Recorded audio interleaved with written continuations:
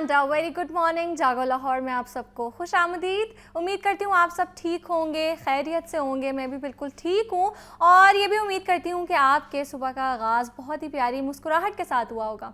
Viewers, आज सुबह जब मैं तैयार हो रही थी तो अचानक एक ख्याल आया कि हम अपनी ज़िंदगी में कितनी चीज़ों को संभाल कर रखते हैं, अपने कपड़ों को, अपनी गाड़ियों को, अपने घर की डेकोरेशन, कि कहीं इन पर कोई खराश ना आ जाए, कोई आंच ना आ जाए।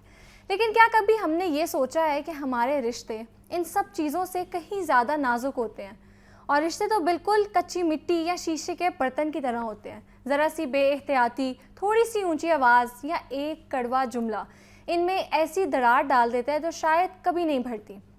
और हम अक्सर अपनों से वो बातें कह जाते हैं जो हमें दुश्मनों से भी नहीं कहनी चाहिए, और हम ये सोच कर कहते हैं कि अपना ही तो है, मान जाएगा। मगर याद रखिए, रिश्तों की खूबसूरती इनके होने में नहीं, इनके एहसास में है। और कभी कभी एक छोटी सी सॉरी और एक प्यार भरी मुस्कुराहट बरसों की तलखियाँ ख़त्म कर देती हैं। तो क्यों ना आज की सुबह हम अपने रिश्तों को वो अहमियत दें जिसके वो हकदार हैं। क्यों ना आज किसी एक इंसान को कॉल करें जो आपसे नाराज़ हैं या आप उनसे नाराज़ हैं, या घर में बैठे अपने प्यारों को बताएं कि वो आपके लिए कितने ख़ास हैं। क्योंकि ज़िंदगी बहुत मुख्तसर है और ये खूबसूरत लोग दोबारा नहीं मिलते। इसी पॉजिटिव सोच के साथ आज के शो का बाकायदा आगाज़ करते हैं और सबसे पहले शहर लाहौर के मौसम के हवाले से जान लेते हैं। मेरे साथ नुमाइंदा लाहौर न्यूज़ मौजूद हैं जो कि हमें फील्ड से रिपोर्ट करेंगे, उनकी तरफ चलते हैं। बागों के शहर लाहौर में मौसम जो है वो लम्हा ब लम्हा तब्दील हो रहा है। रात गए लाहौर में ठंडी हवाएं चल रही थी और सर्दी की शिद्दत का जो एहसास था वो महसूस हो रहा है। तो वहीं जैसे ही सुबह सवेरे सूरज निकला और सूरज ने अपनी किरणें ज़मीन पर बिखेरी तो साथ ही लाहौरियों को जो है वो गर्मी की शिद्दत का जो एहसास है वो महसूस हो रहा है। तो लाहौर में पिछले 2 से 3 हफ्तों से लाहौर में लम्हा ब लम्हा जो मौसम की बदलती सूरत हाल है वो लाहौरी काफ़ी ज़्यादा महसूस कर रहे हैं। कभी गर्मी की शिद्दत का एहसास होता है तो कहीं पर कभी ठंडी हवाएं चलती हैं और सर्दी बढ़ जाती है, तो कभी लाहौर में बारिशें जो है वो हो जाती हैं जिसके बायस पहले से ही सर्दी में जो है वो इजाफ़ा जो है वो देखने को मिलता है। लाहौर में सुबह रात गए सर्दी की शिद्दत का एहसास था, ठंडी हवाएं चल रही थी, लेकिन जैसे ही सुबह सवेरे सूरज निकला तो साथ ही लाहौरी इस वक्त जो है वो गर्मी महसूस कर रहे हैं। सूरज की जो तपिश है उसके बायस लाहौर में इस वक्त गर्मी का एहसास जो है वो एक मरतबा फिर पैदा हो चुका है। अगर कुछ दर्जा हरारत की बात करता चलूँ तो महकमा मौसमियात के मुताबिक आज शहर लाहौर का कम से कम दर्जा 21 डिग्री जबकि ज़्यादा से ज़्यादा 30 डिग्री सेंटीग्रेड तक जाने का इम्कान है, जबकि मौजूदा दर्जा हरारत जो है वो 21 डिग्री सेंटीग्रेड तक रिकॉर्ड किया जा रहा है। हवा में जो नमी का तनासुब है वो 67% तक रिकॉर्ड किया गया है, जबकि वहीं पर लाहौर में 5 किलोमीटर फ़ी घंटा की रफ्तार से ठंडी हवाएं भी चल रही हैं जो सूरज के निकलने से कबल लाहौर को सर्द बनाई हुई थी। दूसरी तरफ महकमे मौसमियात की जानिब से एक मरतबा फिर लाहौर में अगले हफ्ते में जो है वो बारिशों की पेशन गोई की गई है। अगले हफ्ते 2 से 3 दिन तक जो है वो लाहौर में बारिश बरसेंगी, जिसके बाद लाहौर में जो पहले ही रात गए सर्दी की शिद्दत का एहसास होता था वो दोबारा एक मरतबा फिर हमें लाहौर में ठंड बढ़ती हुई नज़र आएगी। और जबकि इससे कबल लाहौर में दर्जा हरारत में इजाफ़ा हो रहा था, लेकिन महकमे मौसमियात की जानिब से जो है वो बारिशों की पेशन गोई की गई थी, जिसके बाद दोबारा फिर लाहौर में सर्दी की शिद्दत का जो है वो एहसास पैदा हो गया और एक मरतबा फिर महकमे मौसमियात की जानिब से जो है वो बारिशों की पेशन गोई की गई है। लाहौर में पहले ही जो है वो मौसम की सूरत हाल वो लम्हा ब लम्हा जो है वो तब्दील हो रही थी। कभी सूरज निकलता था तो गर्मी की शिद्दत बढ़ जाती थी, तो जैसे ही सूरज ढलता था शाम होती थी तो लाहौर में ठंडी हवाओं के साथ साथ सर्दी की शिद्दत का जो है वो एहसास पैदा होता था। जबकि अब दोबारा फिर बारिशें होंगी तो इम्कान यही ज़ाहिर किया जा रहा है कि लाहौर में एक मरतबा फिर जो है वो सर्दी जो है वो बढ़ जाएगी। जी, बहुत शुक्रिया आपका। आगे बढ़ते हैं अपने पहले सेगमेंट की जानिब। और फैटी लिवर एक खामोश बीमारी है जो बज़ाहिर तो तकलीफ नहीं देती, मगर आहिस्ता आहिस्ता जिगर के अफ़ाल को मुतासर करके सेहत को शदीद नुकसान पहुंचा सकती है। इस बीमारी के फैलाव में हमारी रोज़मर्रा की ग़िज़ाएँ और तर्ज़ ज़िंदगी अहम किरदार अदा करते हैं। और पाकिस्तान में हालिया तहकीक के मुताबिक हर तीसरा पाकिस्तानी फैटी लिवर के मर्ज़ में मुब्तला है। اور ذیابطیس یا موٹاپے کے شکار افراد میں یہ شرح 60% تک جا پہنچی ہے۔ یہ مرض خاموشی سے بڑھتا ہے اور جگر کی مکمل ناکامی تک لے کے جا سکتا ہے، اس لیے بروقت تشخیص اور متوازن غذا نہایت ضروری ہے۔ مگر یہاں سوال یہ ہے کہ کیا واقعی کچھ غذائیں ایسی ہیں جو جگر کو صحت مند رکھنے میں مدد دیتی ہیں، اور کیا لیور ڈیٹاکس ڈائٹ جیسی باتوں میں حقیقت ہے یا نہیں؟ اور آج ہم اسی حوالے سے بات کریں گے۔ میرے ساتھ نیوٹریشنسٹ موجود ہیں ہبہ عثمان۔ السلام علیکم، کیسی ہیں آپ؟ السلام، کیسی ہیں آپ؟ اللہ کا شکر، بالکل ٹھیک۔ اچھا ہبہ، سب سے پہلے تو ہمیں آسان ورڈز میں بتائیں کہ فیٹی لیور ہوتا کیا ہے؟ اچھا، آپ فیٹی لیور سب سے پہلے اگر ہم انیشیل سٹیج کہیں کہ جب باڈی اوور ویٹ یا اوبیسٹی کی طرف جاتی ہے، یا باڈی میں جو آپ کے ایل ایف ٹیز ہیں، لیور فنکشن ٹیسٹ میں اے ایل ٹی اور اے ایس ٹی، وہ آؤٹ آف دا رینج بڑھ رہے ہوتے ہیں آپ کی باڈی میں، اور آپ پہ موٹاپا چڑھ رہا ہوتا ہے۔ اور آپ نے دیکھا ہوگا بہت سے میل حضرات میں فیٹی لیور کے جو ہے نا بہت زیادہ 70% میل حضرات کاؤنٹ ہوتے ہیں فیٹی لیور کے، کیونکہ ان کا بیلی سب سے زیادہ باہر ہوتا ہے فیٹس کی وجہ سے۔ لیور کے اوپر ایک فیٹ سی آ جاتی ہے، اور وہ اس وجہ سے، وہ فیٹ ہونے کی وجہ سے لیور اپنا پرفارمنس صحیح نہیں ادا کر پا رہا ہوتا، لیور پرفارم نہیں کر رہا ہوتا اچھے طریقے سے۔ اب ہوتا کیا ہے کہ جب ہم نارمل بی ایم آئی سے کراس کرتے ہیں تو سب سے پہلے ہماری جو ہے نا سمٹم، ہم نے دیکھا ہوگا جو اوور ویٹ کی طرف جاتے ہیں سب سے پہلا سمٹم ان کو کانسٹیپیشن کا آتا ہے، قبض کا۔ اب ہوتا کیا ہے کہ جب پیشنٹ کانسٹیپیشن مسلسل یا بلاٹنگ ایشوز رہتے ہیں یا گٹ ایشوز رہتے ہیں، مسلسل آپ کو کانسٹیپیشن رہ رہی ہے، اور آپ دیکھ رہے ہیں کہ آپ کا جو ہے نا میدا گیسز بہت بنا رہا ہے، اور آپ کا اسٹمک کا ایشو بہت زیادہ سٹارٹ ہو گیا ہے، اور آپ بہت جو ہے نا ایسے فیٹس لے رہے ہیں جس میں آپ کا بیلی فیٹ بہت زیادہ بڑھنے لگ گیا ہے، تو اس میں کوشش کرنی چاہیے کہ آپ سب سے پہلے اپنے ڈائگنوسس کی طرف جائیں کہ میں فیٹی لیور کی طرف تو نہیں جا رہا یا جا رہی۔ اس میں کیا ہم ایل ایف ٹیز کرواتے ہیں اسٹارٹنگ اسٹیج میں، کہ ہم کہتے ہیں آپ ایل ایف ٹیز کروا کر ہمیں دکھائیں، جس میں ہم اے ایل ٹی اور اے ایس ٹی کو رینج کرتے ہیں۔ اے ایل ٹی اور اے ایس ٹی اگر آپ کا ریز ہے تو آپ فیٹی لیور ہونے کے خدشات آپ کو آ سکتے ہیں، یعنی کہ آپ کا لیور فنکشن ٹیسٹ جو ہے نا ڈسٹرب ہے۔ اس میں کیا ہے آپ کی بہت امپورٹنٹ جو چیز ہے کہ آپ نے ہائی لائٹ ہو جانا ہے۔ جیسے ہم ڈائبٹیز ٹائپ 2 میں بات کرتے ہیں کہ اگر آپ پری ڈائبٹیز کی سٹیج پہ ہیں تو آپ الرٹ ہو جائیں۔ الرٹ کا مطلب یہ ہے کہ آپ پری ڈائبٹک ہیں، آپ کی باڈی میں انسولین ریزسٹنس سٹارٹ ہو رہی ہے، تو آپ اپنی ڈائٹ کو موڈیفائی کریں، اپنی ڈائٹ کا خیال رکھیں تاکہ آپ ڈائبٹک کی طرف نہ جائیں۔ اسی طرح فیٹی لیور میں اگر آپ کے ایل ایف ٹیز ڈسٹرب ہیں، اور آپ بہت دفعہ یہ بھی ہوتا ہے کہ بہت سے ہارٹ پیشنٹس جو ہوتے ہیں، کرونک ہارٹ ڈیزیز جن کو ہوتی ہے، ان کو میڈیسنس کی وجہ سے بہت دفعہ یہ ہوتا ہے کہ ان کا بیلی فیٹ بہت زیادہ بڑھ جاتا ہے، تو ان کے لیے بھی یہی ہے، جن کو پروسٹیٹ کا مسئلہ ہے ان کے لیے بھی یہی ہے میل حضرات کو، کہ وہ اپنے لیور کا خیال رکھیں، قبض نہ ہونے دیں۔ فیٹی لیور بہت زیادہ بیماریوں کا جو ہے نا مطلب کہہ لیں گے فیٹی لیور کی وجہ سے بہت سی بیماریاں ہو رہی ہوتی ہیں۔ تو اس میں ڈائٹ کا کیا رول ہے ہماری؟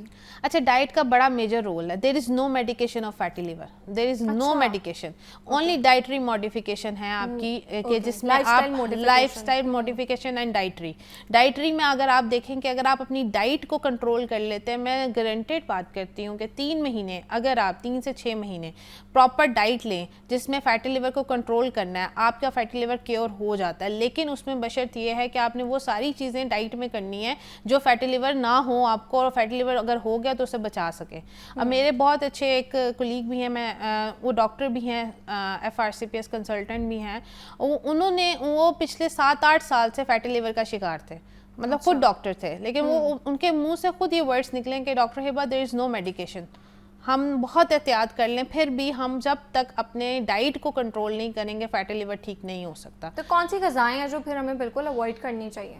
اچھا، فیٹی لیور جیسے میں نے آپ کو ذکر کیا کہ کانسٹیپیشن ہونے لگ جاتی ہے، قبض ہونے لگ جاتی ہے، پہلا سمٹمز یہ ہے، تو پہلے آپ نے قبض نہیں ہونے دینی، اپنی قبض نہ ہو آپ فکس کا استعمال کریں۔ انجیر ڈیلی روز رات کو بھگو کر رکھیں 1 گلاس پانی میں، اور وہ صبح اٹھ کے 2 انجیر کھا لیں اور ساتھ میں پانی بھی پی لیں۔ انجیر آپ نے اپنی لائف کا معمول بنا لینا ہے کہ آپ نے ڈیلی 2 انجیر کھانی ہے، اگر آپ کو کوئی فوڈ الرجنس نہیں ہے۔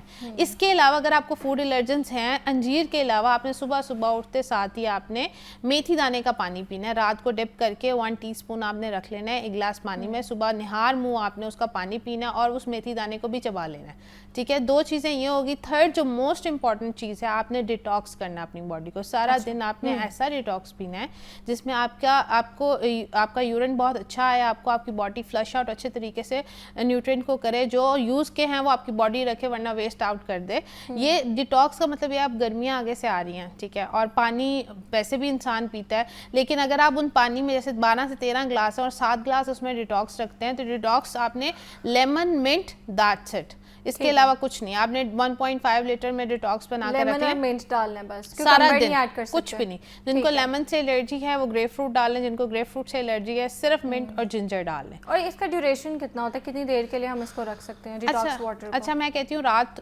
نہیں ڈپ کرنی, صبح فجر ٹائم اٹھیں اس کو 1.5 لیٹر کی بوٹل میں ڈال کر رکھ لیں اور اس کو 2-3 گھنٹے بعد پینا سٹارٹ کر دیں اور اس کو ریفل کریں. مطلب اس 1.5 لیٹر کی بوٹل کو اگر آدھی ہو جائے اس کو دوبارہ ریفل کر لیں, آدھی ہوتے. اچھا بہت سے کلائنٹس ہوتے کہتے ہیں ہمیں کوئی فرق نہیں پڑتا, آپ جتنا مرضی ڈیٹاکس میں ہمیں جو ہے نا فروٹس بھی ڈلوا دیں. اب ہم پھر اس میں کیوکمبر بھی ڈلواتے ہیں, ہم پھر اس میں اسٹرابریز بھی ڈلواتے ہیں, پھر مطلب وہ اسٹرابریز کیوکمبر یہ ساری فروٹس اور ویجیٹیبلس کا مکس ڈیٹاکس جو ہے نا آپ کے لیور کو فیٹی ہونے سے روکتا ہے. اب جن کا ہو گیا ہوتا ہے ان کے سب سے پہلے ہم کیا کریں, اب یہ تو میں نے آپ کو بتایا کہ فیٹی لیور ہونے سے روکتا ہے. اب جن کا ہو گیا ان کو تو ڈیٹاکس کمپلسری ہے اس میں. اچھا ہبا وہ کہتے ہیں کہ ہمیں فرق نہیں پڑتا, تو ان کو کیسے پتا ہے کہ ہمیں فرق نہیں پڑ رہا؟ دیکھیں میں کہتی ہوں آپ اپنے بیلی انچز لیں. سب سے پہلے آپ کا جب بیلی کے فیٹ کم ہونے لگ جائیں گے آٹومیٹکلی آپ کے لیور فنکشن ٹیسٹ بہتر ہونے لگ جائیں گے. LFTs جس کو کہتے ہیں ALT اور AST. اچھا کچھ کلائنٹس ہوتے ہیں جن کا ALT اور AST ٹھیک ہوتا ہے, جب وہ الٹرا ساؤنڈ کرواتے ہیں تو گریڈ 1 فیٹی لیور آ رہا ہوتا ہے. کیوں؟ اور آپ نے نوٹ کیا ہوگا بہت سے فیٹی لیور کے جو پیشنٹس ہوتے ہیں ان کے ہاتھ پہ ایک اسپاٹ سے نشان ہوتے ہیں براؤن سے, ہاتھ پہ بھی منہ پہ بھی, ان کا کیونکہ ان کا لیور صحیح فنکشن نہیں کر رہا ہوتا, آپ کی باڈی کو ڈیٹاکسیفائی نہیں کر رہا ہوتا. تو آپ کو پتہ ہے لیور ہماری باڈی میں بہت میجر ایک آرگن ہے جس کی وجہ سے ہماری باڈی میں بہت سے ایبزارپشن ہوتی ہے نیوٹرینٹ کی, مائکرو میکرو کی, سب کی ہوتی ہے.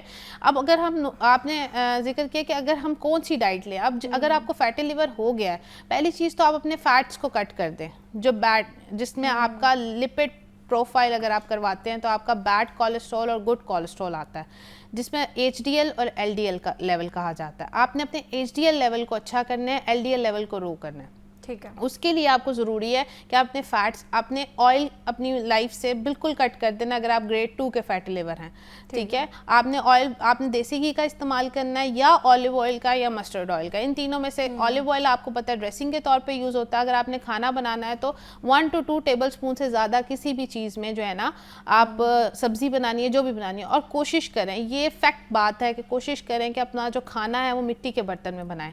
جو مڈ پاٹ ہے وہ آپ کی بہت سی بیماریوں کو جو ہے نا اس کے کیا بینیفٹس ہیں اگر ہم مٹی کے برتن میں بنا رہے ہیں؟ آپ خود ٹرائی کیجیے گا. آپ نے ایک نان اسٹک میں سبزی تیار کی ہے, ٹیسٹ تو مختلف ہوتا ہے, ٹیسٹ تو اچھا ہوتا ہے, لیکن ہیلتھ بینیفٹس کیا ہیں؟ ہیلتھ بینیفٹ یہ ہے کہ جب تک ویجیٹیبل, دیکھیں ویجیٹیبل کے اندر ویجیٹیبلس کی خود ایک نیوٹرینٹ ویلیوز ہوتی ہیں. جب ہم ہائی ہیٹ پہ اس کو پکاتے ہیں تو وہ بالکل ڈی نیچر ہو جاتی ہے. اس نے ہماری باڈی میں کوئی ہمیں فائدہ نہیں دینا, کوئی فائبر نہیں دینا, کوئی ہمیں جو ہے نا وائٹامنس نہیں دینے. کیوں؟ وہ اس کے وائٹامنس ہی سارے ہم ختم کر دیتے ہیں. ویجیٹیبلس بنانے کا ہمیشہ اچھا طریقہ یہ ہے کہ آپ مڈ پاٹ, اگر آپ نان اسٹک میں بھی بنا رہے ہیں تو اس کو ½ کپ پانی میں صرف ڈھک کے رکھ دیں, سب چیزیں ڈال دیں اور آپ کا کھانا تیار ہو جاتا ہے. اس کو بھوننے کی ضرورت نہیں ہے. ویجیٹیبل ہمارے پاس آتے آتے ہی بیچاری اتنی مرجھا گئی ہوتی ہیں کہ جب تک اس کو پکا کے, بھنڈی کو لوگ اتنا پکاتے ہیں, کریلوں کو اتنا پکاتے ہیں, یہ آپ کے لیے فائدے مند نہیں ہے, الٹا آپ کی باڈی کو یہی تو وجوہات ہے کہ ہم فیٹی لیور کی طرف جا رہے ہیں.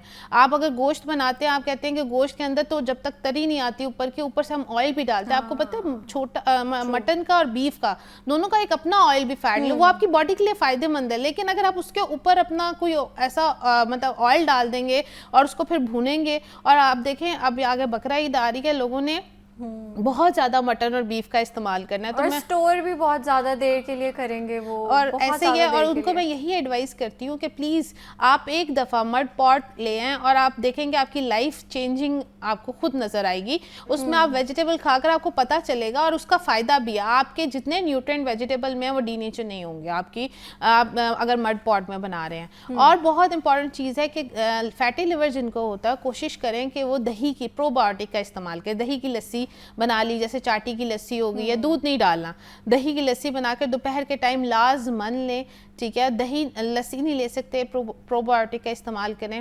اور فکس اگر صبح نہیں لے سکتے تو دہی کے ساتھ لے لیں, لیکن فکس بہت اچھی ہیں آپ کے لیور کے لیے, ٹھیک ہے. اور آپ نے طریقہ بتایا ہے کہ رات کو بھگو دینا ہے ان کو پانی میں, رائٹ؟ 1 گلاس پانی میں آپ نے 2 انجیر بھگو دینی ہے, لیکن 2 انجیر کے بعد 1 ویک کے بعد وہ 2 انجیر 4 میں جائیں گی. 4 انجیر ڈیلی آپ نے کھانی ہے, 2 صبح 2 شام, ٹھیک ہے. اس کے بعد پھر 6 آ جائیں گی, 3 صبح اور 3 شام, اس طرح ڈویژن ہوگی 3rd 4th ویک تک. اس سے کیا ہوگا, فیٹی لیور. اور آپ کا جو بہت امپورٹنٹ چیز ہے اس میں کہ آپ کا ایکٹیویٹی فیکٹر بہت میٹر کرتا ہے. یعنی کہ آپ نے واک کرنی ہے, آپ نے اپنی سلیپ سائیکل اچھا کرنا ہے, آپ کا ایٹنگ ہیبٹ میں 2-3 میجر میلز ہونے چاہیے, اسمال پورشنز آف میل ہونے چاہیے, فائبر اچھا ہونا چاہیے, آپ کا فروٹ انٹیک اچھا ہونا چاہیے, وہ فروٹ جس کا لو گلائسیمک انڈیکس ہے وہ اچھا ہونا چاہیے. یہ ساری چیزیں میٹر کرتی ہیں اگر آپ بچنا چاہتے ہیں کیا فیٹی لیور. اب دیکھیں آپ میل جتنے بھی حضرات ہیں وہ آفس ورک کرتے ہیں, سٹنگ ورک ان کا بہت زیادہ ہے. اچھا, اسی لیے ان میں فیٹی لیور کی زیادہ شکایت ہے, کیونکہ ان کا ایکٹیویٹی فیکٹر ہی نہیں ہے. انہوں نے رات کو جانا ہے, گھر سے کام سے گھر جانا ہے, تو 2 روٹیاں کھانی ہیں انہوں نے اور کھا کر جو ہے نا بستر پہ سو جانا ہے. انہوں نے نہ کوئی واک کرنی ہے. اور گندم سب سے جو امپورٹنٹ چیز ہے, گندم ویٹ, وہ آپ کا بیلی فیٹ بڑھاتی ہے. آپ نے گندم سے اوائڈ کرنا. اگر آپ کو لگتا ہے کہ آپ کا سارا دن کوئی ایکٹیویٹی فیکٹر نہیں ہے تو آپ کوشش کریں جہاں آپ 2 روٹیاں کھاتے تھے وہاں 1.5 کھائیں, جہاں 1.5 کھاتے تھے وہاں 1 کھائیں. آہستہ آہستہ, روٹی سے پیٹ نہیں بھرنا. آپ ویسے روٹی کا کوئی الٹرنیٹیو ہے ہمارے پاس؟ ہاں جی, ملٹی گرین کی روٹی, جوار کی روٹی, راگی کی روٹی, یہ کھائیں. اس سے کوئی آپ کا ویٹ گین نہیں ہوگا, ایک آپ کو فلنس بھی فیل ہوگی اور آپ ایکٹیو بھی رہیں گے. اور نٹس کا جیسے میں کہتی ہوں اخروٹ کا استعمال کریں. اب تو گرمیاں آ گئی ہیں, لوگ کہتے ہیں کہ ہم سے نہیں کھایا جاتا, لیکن آپ رات کو ڈپ کر کے 2 اخروٹ صبح اٹھ کے جو ہے نا وہ پانی سے نکال کر کھائیں. وہ بھی آپ کے, یہ بھی ایک میتھ ہے کہ ڈرائی فروٹس ہم گرمیوں میں نہیں کھا سکتے. ہاں جی, کیونکہ جو گرم علاقے ہیں دنیا کے وہاں پہ سب سے زیادہ ڈرائی فروٹس کھائے جاتے ہیں. عربی سب سے زیادہ ڈرائی فروٹس کھاتے ہیں, کھجوریں اتنی کھاتے ہیں, اور وہاں پہ تو گرمی بہت زیادہ ہوتی ہے, بہت زیادہ. اب دیکھیں میں یہ بتا رہی ہوں, ہمارے یہاں پہ ہینڈ فل آف نٹس کا بھی بڑا کنسیپٹ ہے. لوگ کہتے ہیں ہینڈ فل, وہ اتنی 2 مٹھیاں بھرتے ہیں اور اس میں فل فلیج ہینڈ فل آف نٹس آتا ہے. نہیں, ہینڈ فل آف نٹس کا مطلب ہے آپ پورا سال 7 بادام, 3 کشمش, 2 کاجو, 1 اخروٹ, this is called handful of nuts. تو آپ ڈیلی کھائیں اس کو. اس کے آپ کو اومیگا 3 فیٹی ایسڈس ہیں, آپ کو آپ کی باڈی کو ہیلدی فیٹس ملیں گے. دیکھیں جو چیزیں اچھی چیزیں جو ہمیں کھانی چاہیے وہ ہم نہیں کھاتے, اور ہم وہ چیزیں کھاتے ہیں جس میں ہمارا جو ہے نا ہم فیٹس کی طرف زیادہ جاتے ہیں, جنک فوڈس کی طرف زیادہ جاتے ہیں, گلوٹن جن میں ہے, میدے والی چیزیں کھانا زیادہ پسند کرتے ہیں. اور آپ کو پتہ ہے جب یہ کانسٹیپیشن سویر ہونے لگ جاتی ہے, لیور سیروسس تک بھی بات پہنچ جاتی ہے. تو بہتر یہ ہے کہ اگر آپ کو سٹارٹ میں پتہ چل گیا ہے تو مائی سیلف پرسنلی, میں نے اپنی مدر کا لاسٹ 3 months بیفور ان کا LFTs ٹھیک نہیں آئے تھے اور ان کا grade 1 فیٹی لیور تھا. تو ان کو میں نے 3 months کی ڈائٹ کروائی ہے, الحمدللہ شی ول بی فائن. اب ان کے LFTs بالکل ٹھیک ہیں, ہوتی ہے ٹھیک ہو جاتے ہیں, لیکن آپ کو تھوڑا سا اپنے منہ پہ تالا لگانا پڑتا ہے.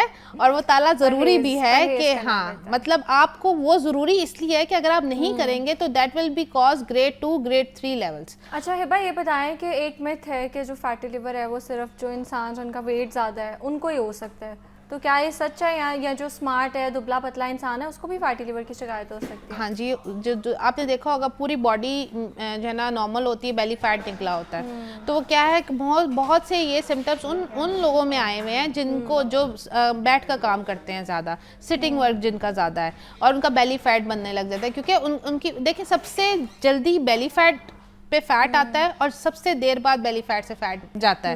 تو آپ کی پوری باڈی ٹون ہو جائے گی, آپ کے بیلی فیٹ رہ جائے گا, اور وہ کیونکہ وہ سٹربن فیٹ ہے. اچھا ہبا, یہ بتائیں کہ شوگر اور فیٹی لیور کا آپس میں کوئی تعلق ہے؟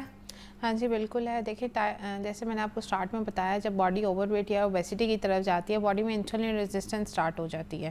اور بہت سے جو پیشنٹس انسولین لگا رہے ہوتے ہیں باڈی میں, تو ان کا میٹابلزم وہ ایکٹیو, یعنی کہ وہ اپنے آپ کو ایکٹیویٹیز کی طرف نہیں لا رہے ہوتے ہیں, جس کی وجہ سے ان کی ڈوزیج آف مطلب انسولین بڑھاتے جاتے ہیں, لیکن وہ اپنی خوراک کو کنٹرول نہیں کرتے. اس سے کیا ہوتا ہے, وزن کم ہونے کے بجائے وزن بڑھنے لگ جاتا ہے. دیکھیں جو شوگر ہے نا وہ جو ٹائپ 2 ہے وہ ہمارے خود کی کریٹ کی ہوئی ہے. جب آپ کی باڈی اوور ویٹ یا اوبیسٹی کی طرف گئی, آپ کی باڈی میں انسولین ریزسٹنس اسٹارٹ ہوگی. اب انسولین ریزسٹنس اور پری ڈائبٹک جس کو ہم کہتے ہیں وہ کیا ہے, وہ ہمارے لیے الارمنگ سائن ہے کہ اب آپ الرٹ ہو جائیں, اپنی زندگی سے وہ کاربس کو سوئچ کر دیں جو آپ کی باڈی میں انسولین ریزسٹنس پیدا کر رہے ہیں اور جو آپ کی باڈی میں اوور ویٹ یا اوبیسٹی کی طرف. دیکھیں آٹومیٹکلی جب ہم باڈی کا ویٹ کم کرتے ہیں تو شوگر کنٹرول ہونے لگ جاتی ہے, باڈی انسولین ریزسٹنس نہیں کر رہی ہوتی اور باڈی جو ہے نا نارمل ہونے کی طرف آ رہی, کیونکہ ٹائپ 2 میں ہمارا بیٹا سیل انسولین تو پروڈیوس کر رہا ہے لیکن وہ ہماری باڈی کے کسی کام نہیں آ رہی کیونکہ وہ ریزسٹ کر گئی ہے. یہی وجہ ہے کہ جب اوور ویٹ یا اوبیسٹی کی طرف پیشنٹ جا رہا ہوتا ہے, وہ جاتا ہے تو ڈائبٹک پیشنٹ ڈائبٹیز ہٹ ہوتی ہے ان کی باڈی میں. اچھا ہبا, کچھ لوگ بہت زیادہ کولڈ ڈرنک پیتے ہیں اور وہ کھانا ہضم ہی نہیں ہوتا ان کا کولڈ ڈرنکس کے بغیر, اور کچھ لوگ بہت زیادہ فاسٹ فوڈ بھی کھاتے ہیں, تو ایسے لوگوں کو آپ کیا میسج دیں گی؟ اچھا, شوگری ڈرنکس میں کسی حق میں نہیں ہوں کہ وہ لیں, پلیز اس کو اوائڈ کریں. اگر آپ کا فیٹی لیور بھی ہے یا آپ کو گٹ کا کوئی ایشو ہے یا آپ کو ڈائبٹیز ہے, پلیز شوگری ڈرنکس کو اوائڈ کریں. کوشش کریں گھر میں لیمن ہے, آج کل لیمن آئے ہیں, لیمن پانی بنا لیں, لیمنیڈ بنا لیں. اس میں بھی لیمنیڈ ایسے نہیں بنانا کہ آپ نے اس میں کوئی بھی شوگری مطلب کاربونیٹڈ ڈرنک ڈال دی ہے اور آپ نے جو ہے نا اس میں لیمن ڈال دیا, مینٹ ڈال دیا. نہیں, آپ نے سمپل لیمن پانی بنانا ہے جس کو اسکنجوی کہتے ہیں. وہ ORS کا بھی کام کرتا ہے, آپ کی اسکن بھی اچھی کرتا ہے, آپ کے الیکٹرولائٹ بھی بیلنس کرتا ہے. تو کوشش کریں اگر آپ نے کوئی آئلی چیزیں کھا لی ہیں تو آپ سمپل لیمن پانی پی لیں, نیم گلاس پانی میں یا نارمل ٹیپ واٹر میں. اس سے بھی آپ کی ڈائجیشن اچھی ہو جائے گی اور آپ اچھی بہتری کی طرف جو ہے نا جانے. آلرائٹ, ٹھیک ہے. تو فیٹی لیور کے حوالے سے ہم بات کر رہے تھے کہ کون سی ایسی ہماری ڈیلی لائف اسٹائل ہیبٹس ہیں جو ہمیں فیٹی لیور کی طرف لے کے جا رہی ہیں, اور ساتھ ساتھ کون سے فوڈز ہیں جو ہمیں اوائڈ کرنے چاہیے. ہمارے ساتھ ہبا عثمان موجود تھی. Thank you so much for your time. آگے بڑھتے ہیں اور کچھ کتابوں کے حوالے سے بات کر لیتے ہیں. میرے ساتھ پروفیسر احمد حماد موجود ہے. دیکھتے ہیں آج وہ ہمارے لیے کون سی کتاب لے کے آئے ہیں, ان کی جانب چلتے ہیں. لہٰذا وہ جب چلتے ہیں تو انہوں نے اس کو بھی ایک آرٹ بنا دیا ہے.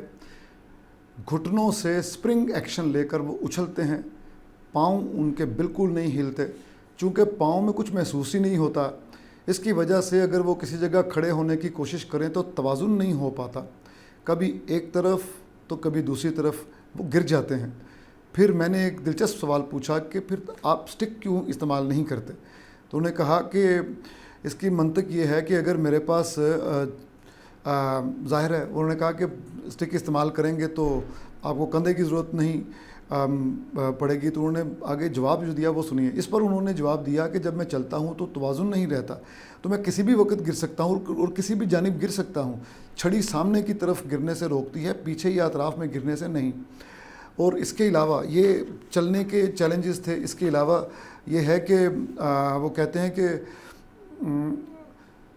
ڈاکٹر صاحب نے بتایا کہ ان کو اندازہ ہی نہیں تھا کہ ایک بار ان کو موٹر سائیکل پر بیٹھنا پڑ گیا. تھوڑی دیر بعد جب اترے 2-3 گھنٹے بعد دیکھا کہ پورا پاؤں سوجا ہوا تھا اور جلا ہوا تھا.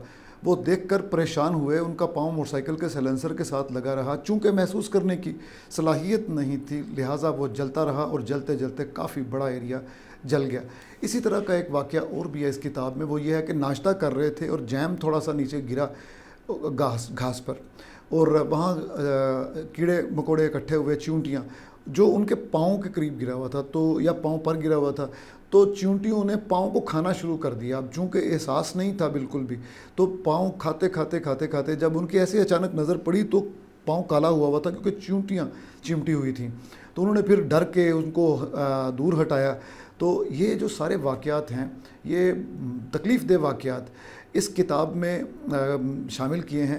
کنہوں نے کیے ہیں میں تمام آپ کے سامنے پیش کرتا ہوں. یہ ساری داستان ڈاکٹر خالد جمیل بگ بردر کے نام سے مشہور ہیں. ان کی شخصیت پر ایک کتاب لکھی ہے, ان کی ساری داستان ہے, اور یہ کتاب لکھی ہے ڈاکٹر علی اشرف نے. یہاں پہ آپ ان کی شکل دیکھ سکتے ہیں. ڈاکٹر علی اشرف صاحب آج کل ایک نجی یونیورسٹی میں پروفیسر ہیں, اور یہ میڈیا کے اسٹوڈنٹ رہے, میڈیا میں ہی انہوں نے PhD کی ہے. یہ اپنے تھیسس کے سلسلے میں ڈاکٹر خالد جمیل صاحب کے پاس جایا کرتے تھے. ڈاکٹر خالد جمیل بڑی مشہور شخصیت ہیں, آپ لوگوں میں سے اکثریت نے دیکھا ہوگا کہ PTV پہ یہ جو اسپیشل پیپل جن کو اب آج کل کہتے ہیں ڈفرینٹلی ایبلڈ پیپل, ان کے پروگرامز کیا کرتے تھے. اور پاکستان میں ایک باقاعدہ انہوں نے مہم کے طور پہ بہت سارا کام کیا. یہ ان کی شخصیت پہ ہے, ان کی شخصیت کیا شاندار ہے. آپ ان کے ساتھ چند لمحے بیٹھیں تو آپ کو نئی زندگی کی موٹیویشن ملتی ہے. تو آپ نے چیلنجز دیکھیں کہ اپنی شخصیت کو کیسے کیسے چیلنجز تھے. ہوا یہ کہ یہ شاندار سپورٹس پرسن تھے, شاندار مقرر تھے, MBBS ڈاکٹر تھے, اور اس دوران میں ایک ایکسیڈنٹ ہوتا ہے اور ان کی ریڑھ کی ہڈی ٹوٹ جاتی ہے, جس سے نیچے والا سارا دھڑ بالکل سن. اب صورتحال یہ ہے کہ ٹائلٹ جانا ہے تو اس کا احساس بھی نہیں ہے, تو سارا دن ڈائپر پہننا ہے, اور پاؤں چونکہ پاؤں گھٹنے کہیں پہ کوئی جان ہی نہیں ہے, تو کہتے ہیں کہ میں لڑکھڑا کے آگے گرنے سے تو مجھے لاٹھی روک لے گی, وہ جو بیساکھی وغیرہ, پیچھے کی طرف گروں گا تو تب کون روکے گا. تو بڑا عجیب و غریب یعنی یہ زندگی. تو یہ زندگی مشکلات, اس پہ کس طرح انہوں نے قابو پایا. علی اشرف صاحب نے وہ تمام باتیں اس میں لکھ دی ہیں. کتنے یہ لارجر دین لائف شخصیت ہیں. علی اشرف کا اسلوب بڑا دلچسپ ہے, چونکہ یہ صحافی ہیں تو مجھے کہیں کہیں اس پہ جاوید چودھری کا عکس نظر آتا ہے, کیونکہ جاوید چودھری جس طریقے سے وہ افسانوی انداز میں بات شروع کرتا ہے اور گھما پھرا کے پھر اپنے مطلب کی بات کرتا ہے, تو اسی طرح انہوں نے یہ اس کتاب کو بھی لکھا. مثلا اس کا جو سب سے دلچسپ ذاتی طور پر مجھے جو بہت زیادہ پسند آیا باب, اس کا نام بھی دیکھیے, میو اسپتال میں گوتم بدھ کے ساتھ نشست. تو بڑا شاندار ہے کہ ایک نوجوان ہے, اس کا پاؤں جو ہے نا وہ اس کے ظاہرہ مسئلہ ہو گیا ہے, تو ڈاکٹر صاحب نے ایک پاؤں کہتا ہے کہ میرا نہیں رہے گا. ڈاکٹر صاحب نے کہا کہ تم اداس کیوں ہو, رو کیوں رہے ہو, شکوہ کیوں کر رہے ہو قدرت کا. ساتھ ڈاکٹر صاحب نے غصے سے کہا کہ خدا کی قسم اگر مجھے خدا تعالیٰ یہ چانس دے کہ میری دونوں ٹانگیں کاٹ لے لیکن ریڑھ کی ہڈی واپس کر دے تو میں اس سودے کے لیے تیار ہو جاؤں گا. اتنا اذیت ناک تھا ریڑھ کی ہڈی کا زخم. تو یہ اس طرح کا جو ہے نا بات یہ آگے چلتی ہے. ہمیں ایک اس ڈاکٹر خالد جمیل سے ملنے کا موقع ملتا ہے جو ان کی اپنی 4 کتابوں میں 5 کتابوں میں شاید نہ ملے. تیسرا جنم, تیسرا پہلو, تیسری آنکھ, اس طرح کی ان کی کتابیں ہیں. غالباً تیسری آنکھ بھی ان کی کتاب کا, اگر میں ٹھیک نام لے رہا ہوں. تیسرا جنم اور تیسرا پہلو تو مجھے یاد ہے. تیسرا جنم بڑی شاندار کتاب, تیسرا پہلو تو میں نے خود پروف ریڈنگ بھی کی ہوئی ہے اس کی, ڈاکٹر صاحب کی اس کتاب کی. تو یہ ڈاکٹر علی اشرف نے بڑا مارکا مارا. انہوں نے کہا کہ ہم زندوں کی قدر نہیں کرتے, ہم مردہ پرست قوم ہیں. تو میں یہ سوچ رہا تھا کہ یہ مجھ پہ فرض عائد ہوتا ہے کہ میں جس زندہ لیجنڈری شخصیت کو جانتا ہوں اس پر قلم اٹھاؤں. تو میں نے یہ کتاب اس لیے لکھی ہے کہ ہم ان کی زندگی میں ہی ان کو اپریشیٹ کر سکیں, ان کو ٹریبیوٹ پیش کر سکیں. ڈاکٹر صاحب بڑے درویش آدمی ہیں. ویسے ڈاکٹر صاحب نے صوفیاء کے ساتھ ایک, اسی کتاب میں بہت کچھ ہے, صوفیاء کے ساتھ ایک محبت کا سلسلہ قائم رکھا. حضرت غوث اعظم دستگیر رحمۃ اللہ علیہ کے دربار پہ واقعہ پانی کا وہ بڑا عجیب و غریب ہے. پھر حضرت داتا گنج بخش رحمۃ اللہ علیہ, میاں میر رحمۃ اللہ علیہ, تو ان کے واقعہ کہتے ہیں کہ یہ تصوف کے سلسلے کے لوگ ہیں. تو اس طرح کا درویش آدمی ہی اتنے بڑے بڑے مارکے کر سکتا ہے. تو یہ کیا شاندار آدمی ہے. میرا یہ واقعہ تو میری ڈاکٹر صاحب سے کافی ملاقاتیں ہیں, اور یہ ساری ملاقاتیں ڈاکٹر علی اشرف کی توسط سے ہی ہیں. تو میں سمجھتا ہوں کہ اس میں اردو کے ظاہر ہے زبان و بیان کے, یہ ادیب تو نہیں ہیں علی اشرف, یہ صحافی ہیں اور صحافت کے استاد ہیں. تو صحافیانہ زبان ہے, البتہ اسلوب بیان ذرا سا اسٹائل جو ہے نا وہ انہوں نے تھوڑا سا ہسٹوریکل رکھا ہوا ہے, افسانوی جو ہے نا وہ رکھا ہوا ہے. تو بڑا میں نے لطف اٹھایا جی. ایک ہی نشست میں پڑھے جانے کے قابل ہے جی یہ کتاب. میرا خیال ہے کہ ایک آخری بات یہ کہ میرا خیال ہے کہ کسی ادارے کو یہ چاہیے یہ ساری کتابیں خرید کے تقسیم کر دے خدا کے نام پہ, ہر اس شخص تک یہ پہنچے جس کو زندگی میں کسی قسم کا بھی کوئی جسمانی عارضہ لاحق ہے. بہت شکریہ پروفیسر صاحب آپ کا. اب یہاں وقت ہوا ایک بریک کا, بریک کے بعد دوبارہ ملتے ہیں.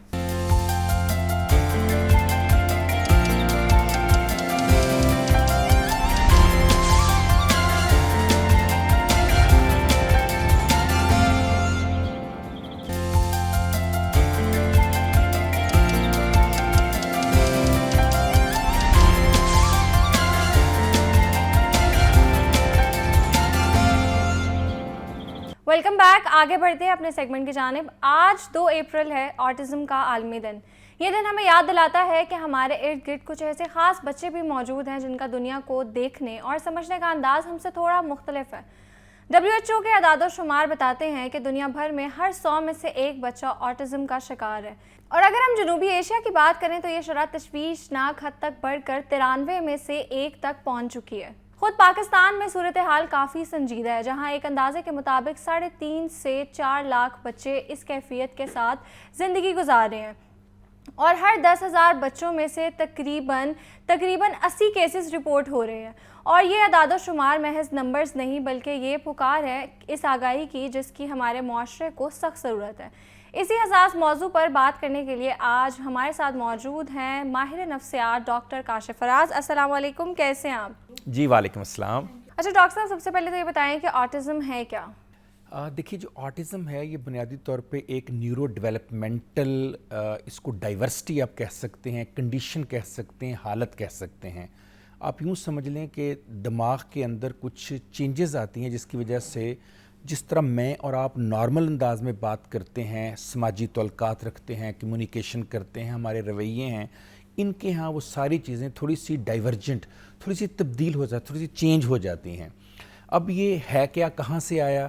ویسے تو اس کی ہسٹری بہت پرانی ہے. 1944 میں پہلی دفعہ اسپنجر نے مختلف کیسز پیش کیے جن کے اندر وہی علامات تھیں جو اس بیماری کے اندر علامات ہیں، اور اس کے بعد بہت سارے لوگوں نے اس کے اوپر کام کیا، لیکن اس کو زیادہ اس وقت ملا جب یونائٹڈ نیشن نے اس کو ایک دن مقرر کر دیا اور کہا کہ اس دن، جس کو 2 اپریل جو آج کی تاریخ کا دن ہے، کہ اس کی اویئرنیس کا ڈے جو تھا. 2007 میں یہ قانون پاس ہوا یونائٹڈ نیشن میں، 2008 میں پہلی بار. اور یہ بھی بہت خوبصورت بات ہے کہ ایک مسلمان خاتون جو کہ قطر کی تھیں اور یونائٹڈ نیشن میں ریپرزینٹیو کر رہی تھی اپنے ملک کو، موزہ ان کا نام ہے، موزہ بنت اسماعیل، انہوں نے پہلی دفعہ اس کے لیے قرارداد پیش کی اور اس کو وہاں پر پیش کیا گیا. 2008 سے لے کر آج تک ہر 2 اپریل کو آٹزم اویئرنیس ڈے منایا جاتا ہے. اس سال یہ جو 2026 ہے، اس کا تھیم ہے آٹزم اینڈ ہیومینٹی، یعنی آٹزم اور انسانیت، اور دوسرا اس کا جو سب تھیم ہے وہ یہ ہے لائف ہیز ویلیو، یعنی دنیا میں جتنے بھی لوگ ہیں ایوری لائف کی کوئی نہ کوئی قدر ہے. تو اس کا مطلب یہ ہے کہ ہمیں ان بچوں کی قدر کرنی چاہیے. اب اس کی آن سیٹ کا بڑا مسئلہ ہے، کب ہوتا ہے، کن کو ہوتا ہے، کیسے پتہ چلے کہ ہو گیا ہے. جو پہلی بات یہ ہے کہ 2021 تک کے اسٹیٹکس ہمیں یہ بتاتے ہیں کہ اس وقت ہر 127 بچے میں سے ایک بچہ آٹزم کا شکار ہوتا تھا. انفارچونیٹلی جو 2025 کی رپورٹ ہے وہ اس سے زیادہ خطرناک ہے. وہ کہتی ہے ہر 100 میں سے ایک بچہ اس کا شکار ہوتا ہے. امریکہ میں اتنا زیادہ ہے آٹزم کہ وہاں ہر 27 بچوں میں سے ایک بچہ جو ہے اس کو سفر کرتا ہے. دوسری بات یہ ہے کہ لڑکوں میں لڑکیوں کی نسبت 4 گنا زیادہ ہوتا ہے یہ، یعنی لڑکے اس کی ولنریبلٹی زیادہ ہوتی ہے کہ ان کو یہ ہو سکے. اب اس کا پتہ کیسے چلتا ہے؟ جو ابتدائی بچے کے 2 سال ہیں وہ بہت اہم ہیں. ابتدائی 2 سالوں میں اگر آپ کو ڈائگنوسس ہو جائے، پتہ چل جائے. اب یہ بھی ایک مسکنسیپشن ہے، آپ کو بتانا بہت ضروری ہے کہ یہ کسی ٹیسٹ میں نہیں آتا کہ آپ نے جا کے بلڈ چیسٹ کرایا یا آپ نے ایم آر آئی اسکین کرا لیا یا آپ نے کہیں پر کوئی اور اسکین اس میں آ جائے کہ بچہ آپ کا آٹزم کا شکار ہے. یہ آپ کو رویے کو جج کرنا پڑے گا، ڈائگنوسس رویے کو دیکھ کے. اگر بچہ 2-3 سال تک بات نہیں کر رہا، جو ایک نارمل بچے کا ٹائم ہے بات کرنے کا، اگر وہ آ گیا، ہر بچہ بات نہیں کرتا. دوسری بہت بڑی نشانی، جیسے آپ اور میں آنکھ میں آنکھ ڈال کے بات کرتے ہیں، یہ بچہ کبھی آنکھ میں آنکھ ڈال کے بات نہیں کر سکتا. تیسری اس کی بڑی نشانی یہ ہوتی ہے کہ ان کے جو ہاتھوں کی موومنٹ ہے وہ ان کے کنٹرول میں نہیں رہتی، یہ بلا وجہ ہاتھ ہلاتے رہتے ہیں. چوتھی پرابلم یہ ہے ذرا سی روٹین چینج ہو جائے ماں یا باپ کی یا ان کی لائف کی، اس روٹین کی تبدیلی کی وجہ سے یہ بہت زیادہ پرابلمیٹک ہو جاتے ہیں. جہاں ہم اس وقت بیٹھے ہیں یہاں اتنی لائٹنگ ہے، یہ آٹزم کے بچوں کے لیے سب سے خطرناک چیز ہے. وائی؟ یہ بہت زیادہ سینسٹیو ہوتے ہیں. زیادہ لائٹ، زیادہ شور، زیادہ باتیں ان کے اوپر ایسی ہے جیسے بمب شیل ہے. تو اگر آپ ان کا کوئی بچہ کسی گھر میں 2 سال یا 2.5 سال کا ہے اور وہ لائٹ برداشت نہیں کرتا، شور برداشت نہیں کرتا، لڑائی جھگڑا برداشت نہیں کرتا، ذرا سی بات پہ ایسے کھنچ جاتا ہے، بال کھینچتا ہے، ہاتھ مارتا ہے، تو اس کا مطلب ہے کہ علامتیں شروع ہو گئی ہیں. جو ہی علامتیں ملیں فوری طور پر چیک کرانا چاہیے. یہ فوری میں کیوں کہہ رہا ہوں؟ اس لیے کہ یاد رکھیے اس کا کیور کوئی نہیں ہے. یہ ایسی بیماری ہے جس کا علاج کوئی نہیں، اس کی مینجمنٹ ہے. Early intervention, early management. جتنی جلدی آپ کو پتہ چلے گا اتنا ہی آپ کے لیے بہت اچھا ہے. ایک اور مسکنسیپشن دور کر دوں، کچھ لوگ سمجھتے ہیں کہ آٹزم صرف بچوں میں ہوتا ہے. ایسا نہیں ہے، آٹزم بڑوں میں بھی ہو سکتا ہے. ہاں یہ ضرور ہے کہ اس کی جو بڑی پرسنٹیج ہے وہ بچوں میں ہوتی ہے، کم پرسنٹیج جو بڑوں میں ہوتی ہے، لیکن کسی بھی ایج میں اس کا آنسٹ ہو سکتا ہے. میل فیمیل دونوں کو ہو سکتا ہے، میل کو زیادہ ہوتا ہے، فیمیل کو کم ہوتا ہے. بالکل ایسے. اچھا، اس کی ابتدائی علامات کیا ہوتی ہیں؟ ہاں، اب یہ جو آپ نے بڑی اچھی بات کی، اس کو ہم کہتے ہیں ملٹی فیکٹوریل، یعنی کوئی ایک بیسک ریزن نہیں ہے اس کے ہونے کی. جو مین اور بنیادی ریزن ہے وہ ہے جینیٹک میوٹیشن. یعنی جینیٹکس میں جو 23 جوڑے باپ سے اور 23 جوڑے ماں سے لے کر ایک بچہ دنیا میں آتا ہے، اس جینز کے اندر کوئی پرابلم ہو گئی. ایک ہوتا ہے ایکس فریجائل سنڈروم، بیماری ہے کہ یہ بھی. ایک ہوتی ہے رٹ سنڈروم، رٹ اس بندے کا نام جس کے نام پہ سنڈروم کا نام رکھا گیا. رٹ سنڈروم بھی اس کی وجہ ہو سکتی ہے، ایکس فریجائل بھی اس کی وجہ ہو سکتی ہے، اور جینیٹکس کے علاوہ بھی اس کی بہت ساری وجہ ہوتی ہیں، جیسے انوائرمنٹل، ماحولیاتی. جو سب سے بڑی وجہ ہے اس کی ماحولیاتی، وہ ہے کہ ڈیورنگ پریگنینسی اگر بچے یا عورت کو انوائرمنٹل ہیزرڈز یعنی کوئی مسائل پیش آ جائیں، جیسے بچہ پیدا ہوا اسے آکسیجن نہ ملے. آپ نے دیکھا ہوگا کہ جو بچے پیدا ہوتے ہیں وہ روتے ہیں. اگر بچہ نارملی روئے نہ، آپ اس کو تھپڑ بھی مارے ڈاکٹر یا نرس لیکن بچہ روئے نہ، اور اگر بچے کو پراپر طور پر ہائیجین یعنی صفائی نہ ملے، اس وقت ماحول میں کہیں گندگی ہو، آلودگی ہو، پلیوشن ہو، وہ بھی وجہ بن سکتی ہے اس کی. کہیں چوٹ لگ جائے بچے کو یا ماں کو، یا بچہ ماں کے پیٹ میں ہے، ماں گر گئی ہے، اسے چوٹ لگ گئی ہے، کوئی شاک آیا ہے، اس کے اندر بلڈ کی کمی آئی ہے، تو بھی بچے کو یہ پرابلم ہو سکتی ہے. کوئی فارن باڈی، جیسے کوئی سر میں چیز گھس جاتی ہے، جیسے گولی لگ سکتی ہے، جیسے کوئی نہ کوئی تیز چیز چبھ سکتی ہے، اس کی وجہ سے بھی پرابلم انوائرمنٹل ماحولیاتی آ سکتے ہیں. اس کے علاوہ حمل کے دوران کوئی بھی اگر عورت کو یا پیدا ہونے کے بعد بچے کو بیماری ہو، جسے کو اکرنس کہتے ہیں، وہ بھی اس کی وجہ بن سکتی ہے. جو تیسری اس کی بڑی وجہ ہے وہ دماغی خلیے ہیں، جو آپ کے برین سیلز ہیں اس کے اندر پرابلم آتی ہے، جس کی وجہ سے یہ پرابلم ہو سکتی ہے. اچھا، اس میں ایک چیز بہت اہم ہے کہ لوگ یہ سمجھتے ہیں کچھ، اور ایک زمانے میں تو بہت خیال کیا جاتا تھا کہ ویکسین لگانے سے بچوں کو یہ پرابلم ہوتی ہے. 1988 کی ریسرچ کو مکمل طور پہ پوری دنیا نے رد کر دیا ہے. اس کا ویکسین کے ساتھ کوئی تعلق نہیں ہے. اور اس میں ایک بات میں ضرور کہنا چاہتا ہوں، آپ کی توسط سے پہنچانا چاہتا ہوں لوگوں تک، وہ اسلامی پرسپیکٹیو ہے. دیکھیے، اللہ نہ کرے اگر آپ کے گھر میں کوئی ایسا بچہ ہے، یہ آپ کی سزا نہیں ہے، یہ آپ کی بد عملی کا نتیجہ نہیں ہے، یہ بیڈ پیرنٹنگ نہیں ہے. کیونکہ میں اس لیے آپ کو یہ بات بتا رہا ہوں، کچھ لوگ یہ سمجھتے ہیں کہ شاید جی پیرنٹس کا کوئی رویہ ٹھیک نہیں تھا، بچے تھے، انہوں نے بچوں کو مارا بڑا، انہوں نے بچوں کی پیرنٹنگ اچھی نہیں کی، یا جی پیرنٹس نے کوئی گناہ کیا تھا، بچے کو اس کی سزا مل رہی ہے. بالکل ایسا کچھ نہیں ہے. اللہ تعالیٰ سورہ روم میں فرماتے ہیں کہ ہم میں سے تمام لوگ ایک دوسرے سے اللہ نے مختلف پیدا کیے، رنگ میں بھی مختلف ہیں، عادتوں بھی مختلف ہیں. یہ بچے ذرا تھوڑا سا زیادہ ڈیفرنٹ ہیں، لہٰذا ان بچوں کو اس طرح سے اپنی بدعملی یا گناہوں کا نتیجہ قرار دینا بڑی زیادتی ہے. حدیث شریف میں ہے کہ جب کسی مسلمان کو کوئی تکلیف پہنچتی ہے تو اللہ تعالیٰ چاہے وہ تکلیف کتنی چھوٹی کیوں نہ ہو، یہ ترمذی شریف کی ہے حدیث جو میں آپ کو بتا رہا ہوں، اس کے بدلے میں اللہ تعالیٰ اس مسلمان مومن کے بہت سارے گناہ معاف کر دیتا ہے.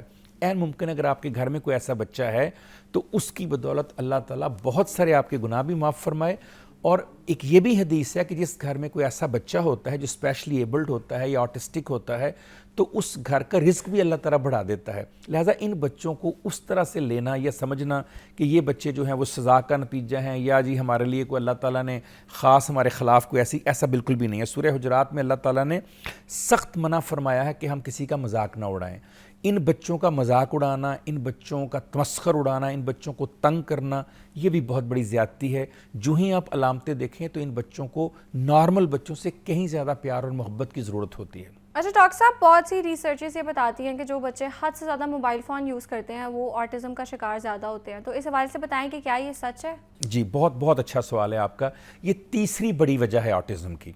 ابھی میں پچھلے دنوں ایک نجی یونیورسٹی ہے لاہور میں، وہاں پر ایم فل کا اور ایم ایس کا وائوا لینے گیا.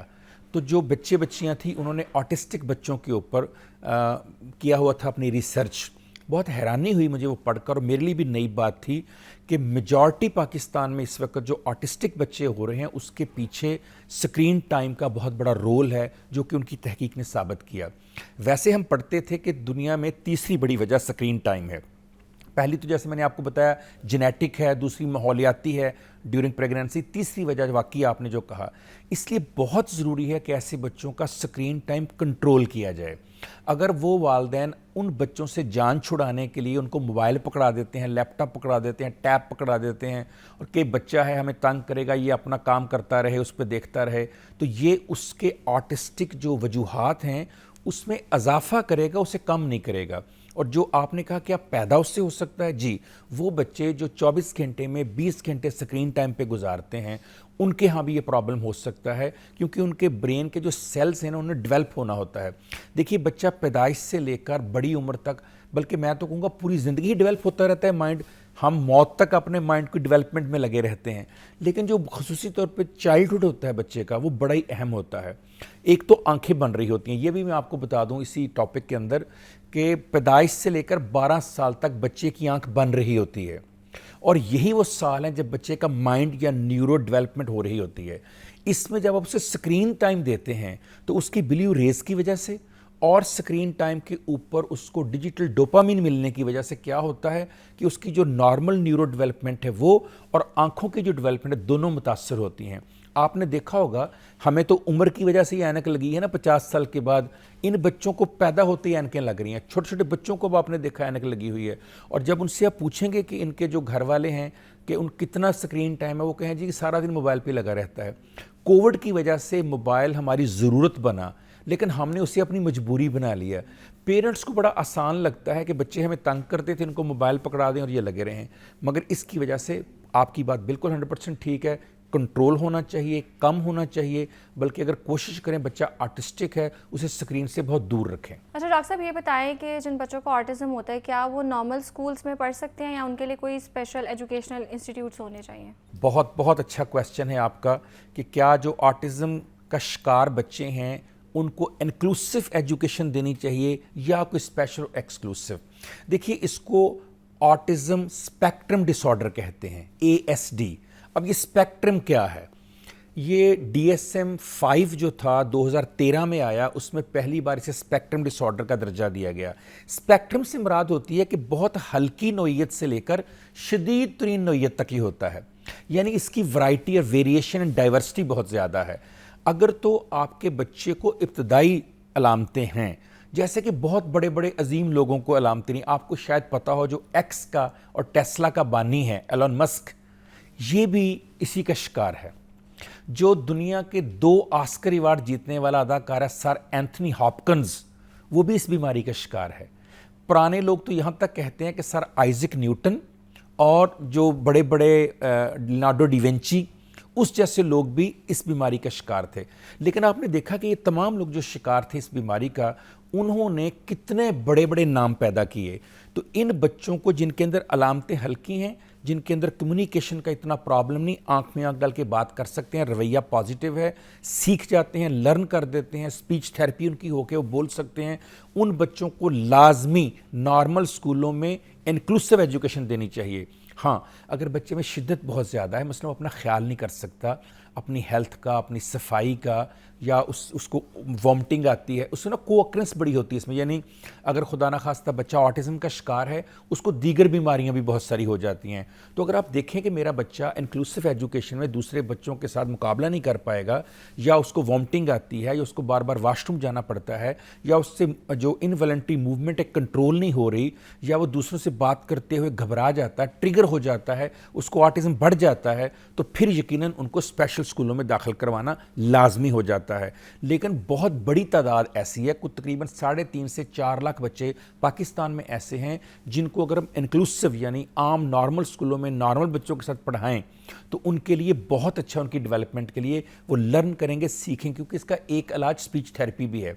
जब आप इंक्लूसिव में पढ़ते हैं नॉर्मल बच्चों से, तो आप स्पीच करना सीखते हैं, बात करना, और अगर बात करनी आ जाए तो बड़ी हद तक ऑटिज़म जो है वो कंट्रोल में आ जाता है, क्योर नहीं होता, मैनेज हो जाता है। अच्छा डॉक्टर साहब, ये बताएं कि हम इनके सोशल स्किल्स पर कैसे वर्क कर सकते हैं, हम सोशल स्किल्स को बेहतर कैसे बना सकते हैं?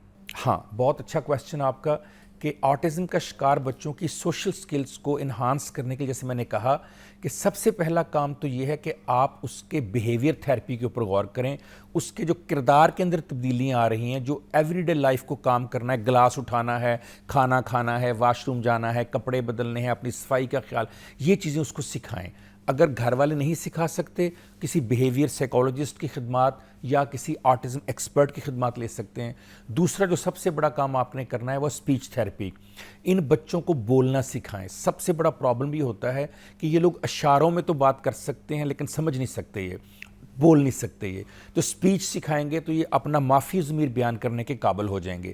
تیسری بات ہوتی ہے آکوپیشنل یا ووکیشنل ٹریننگ, یعنی ان کو کوئی نہ کوئی اسکل, کوئی نہ کوئی کام سکھا دیں, چھوٹے موٹے کام جس کو گھر میں وہ سر انجام دے سکیں. گھر سے کوئی چیز لے کر آنی ہے, بیگ اپنا اٹھانا ہے, اپنی حفاظت کرنی ہے, سڑک کراس کرنی ہے, یہ وہ کام ہے جو 24 گھنٹے آپ ساتھ رہ کے بچے کے نہیں کر سکتے. یہ کام برش کرنا سکھا دیں اس کو, اگر بڑا ہے اسے شیو کرنا سکھا دیں تاکہ وہ اپنے کام کر سکے. تو اسی طرح کسی پروفیشن کا خاص ان کو. لیکن آپ کو بھی حیرانی ہوگی سن کر کہ ان میں سے کچھ بچے ایسے ہوتے ہیں جن کے اندر اتنی زیادہ کوالٹیز اور خوبیاں ہوتی ہیں, سیونٹ کہلاتے ہیں بچے, کہ 2 خوبیاں ان کی یاد رکھیے گا جو نارمل لوگوں سے کہیں زیادہ ہو جاتی ہیں. ایک موسیقی, یہ میوزک میں موزارٹ جو کہ سب سے بڑا موسیقی کا بندہ تھا, اس کے بارے میں کہا جاتا ہے کہ وہ بھی اسپرجر سنڈروم کا شکار تھا. موسیقی میں یہ لوگ بہت آگے جا سکتے ہیں. نمبر 2 ان کی یادداشت بہت زبردست ہوتی ہے, ان کو کئی سال پرانی بات نہیں بھولتی. تو ایسا بچہ اگر ہے تو ان کو اسی شعبے میں, یعنی میوزک کے شعبے میں, آرٹ کے شعبے میں, کریٹو شعبے میں, یا جیسے میں نے کہا یادداشت والے کاموں میں اگر آپ ڈالیں, ایسا پروفیشن ان کو دیں تو وہاں پر بھی ان کی ٹریننگ بہت اچھی ہو سکتی ہے. اس کے لیے بہت سارے ادارے پاکستان میں ہیں, اگرچہ جتنی زیادہ آٹزم کا شکار آبادی ہے اتنے ادارے تو نہیں ہیں, لیکن اب گورنمنٹ نے ایک بہت اچھا کام کیا, گورنمنٹ آف پنجاب نے. آئی مسٹ اپریشیٹ, آپ کے ذریعے سے ان کی تعریف کروں گا. پہلی بار گورنمنٹ نے گورنمنٹ کے سرکاری خرچے پر بہت بڑا سینٹر آف ایکسلنس بنایا آرٹسٹس بچوں کے لیے. تو یہ ایک بہت بڑا انیشیٹو ہے. تمام صوبوں کو اور فیڈرل گورنمنٹ کو چاہیے کہ تمام بڑے شہروں میں کم از کم ڈویژنل ہیڈ کوارٹرز میں اسپیشلی آٹزم اسپیکٹرم ڈس آرڈر کا شکار بچوں کے لیے اسٹیٹ آف دی آرٹ ادارہ بنائیں, تاکہ وہ ہمارے بچے جو 35-40 لاکھ کی تعداد میں پورے پاکستان میں ایک اندازے کے مطابق, وہ بچے جو ہیں اس ادارے میں وہ ٹریننگ سیکھ سکیں جس کی طرف آپ نے اشارہ کیا. اچھا ڈاکٹر صاحب یہ بتائیں کہ ہماری پیرنٹنگ کا کتنا اہم رول ہے اس میں, اور ساتھ ساتھ ٹیچرز کے رول کے حوالے سے بھی بتائیں کہ ان کا کیا رول ہونا چاہیے. جی بہت اچھی بات. اسی وجہ سے میں نے سٹارٹ میں جو آپ کو فرمایا تھا, میں دوبارہ آتا ہوں. رسول کریم صلی اللہ علیہ وآلہ وسلم نے حدیث پاک میں کہا کہ تم میں سے بہترین وہ ہے جو اپنے اہل و عیال کے لیے بہتر ہے, جو مہربانی کرتا ہے. کرو مہربانی تم اہل زمین پر, خدا مہربان ہوگا عرش بری پر. ہمیں تو نارمل لوگوں سے بھی مہربانی, حسن سلوک اور اچھے, یہ بچے تو بہت اسپیشل ہیں, یہ تو اللہ کا خاص تحفہ ہیں. ان کے لیے تو جو مسائل ہیں, تو ایسے بچوں کے ساتھ محبت کا ہی نہیں صرف قربانی کا رویہ بھی ہونا چاہیے. اگر وہ کوئی چیز مانگیں یا ضد کریں تو دوسرے بہن بھائیوں کو سمجھا کر ان کو دینی چاہیے, پہلی بات. دوسری بات, آپ کے سوال کے اندر ہی بہت اچھا جواب ہے. آپ نے 3 چیزوں کا نام لیا, اسکول کا, ٹیچر کا اور پیرنٹس کا. اگر خدا نخواستہ کسی گھر میں آٹزم کا شکار بچہ ہے تو ان تینوں کی کوارڈینیشن بہت ضروری ہے. اتنی زیادہ ضروری ہے کہ اگر آپ کا بچہ اسکول گیا, اسے کوئی پرابلم ہو رہی ہے, تو عین ممکن ہے کہ ٹیچر کو یا اسکول انتظامیہ کو فوری طور پر والدین سے رابطہ کر کے بچے کو گھر بھیجنا بہت ضروری ہے. بعض کہ ان کو سٹروک یا ان کو کوئی ایسی حالت ہو جاتی ہے کہ اپنے آپ کو سنبھال نہیں پاتے, تو بہت ضروری ہے ٹیچرز کو پتہ ہو یہ بچہ اس کا شکار ہے, اسکول انتظامیہ کو پتہ ہو, جس کنوینس یعنی ویگن پہ یا رکشے پہ یا جس بھی جگہ پہ وہ جاتا ہے اس کے ڈرائیور کو پتہ ہو کہ اس بچے کو یہ مسئلہ ہے, اور ان کی گھر والوں سے کوارڈینیشن رہے.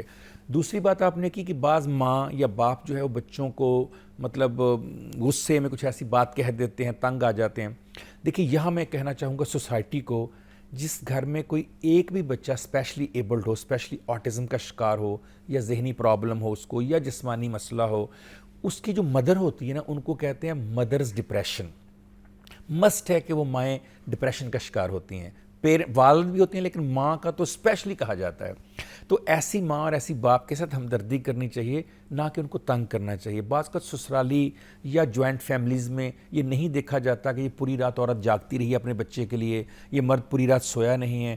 تو دفتروں میں بھی ہم ایسے لوگوں کے ساتھ سلوک اچھا نہیں کرتے, یہ نہیں دیکھتے کہ اس کے گھر میں کوئی ایک ایسا اسپیشل بچہ ہے جس کی وجہ سے تھوڑا سا اس کو لیوریج دے دیں کہ اگر وہ کام نہیں کر پا رہا یا اس کی کارکردگی, تو اس کی وجہ یہ بھی ہو سکتی ہے کہ اس کے بچے کی ڈسٹربنس کی وجہ سے وہ ڈپریس ہو پڑا.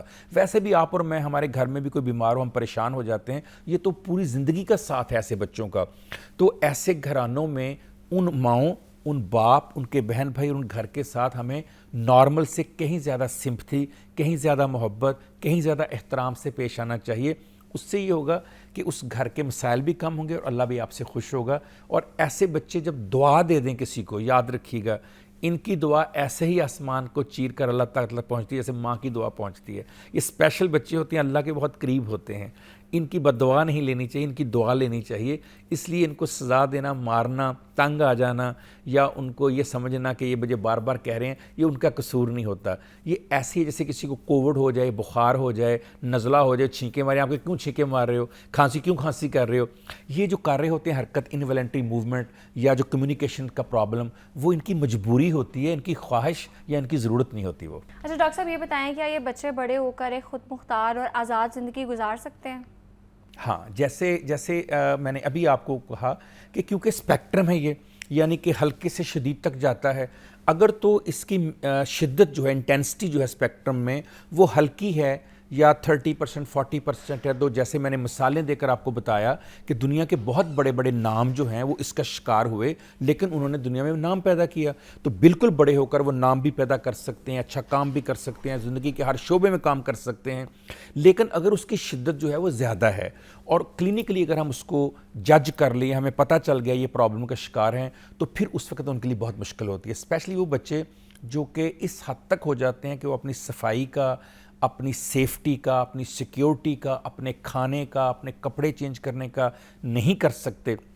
उन बच्चों के लिए मुस्तकबिल में कोई भी ऐसा काम जहाँ पर उनकी मॉनिटरिंग ना हो, मैनेजमेंट ना हो, नज़र ना हो, कभी नहीं देना चाहिए। बिलखसूस जो आर्टिस्टिक बच्चे हैं उनको कभी गाड़ी, मोटरसाइकिल या कोई कन्वेंस चलाने को नहीं देनी चाहिए। जैसे मैंने कहा कि एक सेंसरी सेंसिटिव हो जाते हैं, यानी लाइट को रिस्पॉन्ड करते हैं, तो यार मुमकिन है वो गाड़ी पे या मोटरसाइकिल पे जा रहे, आगे से लाइट पड़े तो एकदम ट्रिगर हो जाए उनका। इस तरह से कोई हार्न दे रहा हो, ट्रैफिक में हमारे यहाँ बहुत इम्पेशेंस है, हम हार्न पे हाथ रख कर सो जाते हैं, तो इन बच्चों को शोर जो होता है या हार्न की आवाज़ वो बहुत डिस्टर्ब करती है। तो ऐसे बच्चों को ऐसा काम दें जहाँ मशीनें ना हों, आवाज़ ना हो, साउंड ना हो, लाइट्स ऐसी ना हो, साइकोडेलिक लाइट्स ना हो, बदलती लाइट्स ना हो, तेज़ लाइट्स ना हो, इनको पुरसकून काम।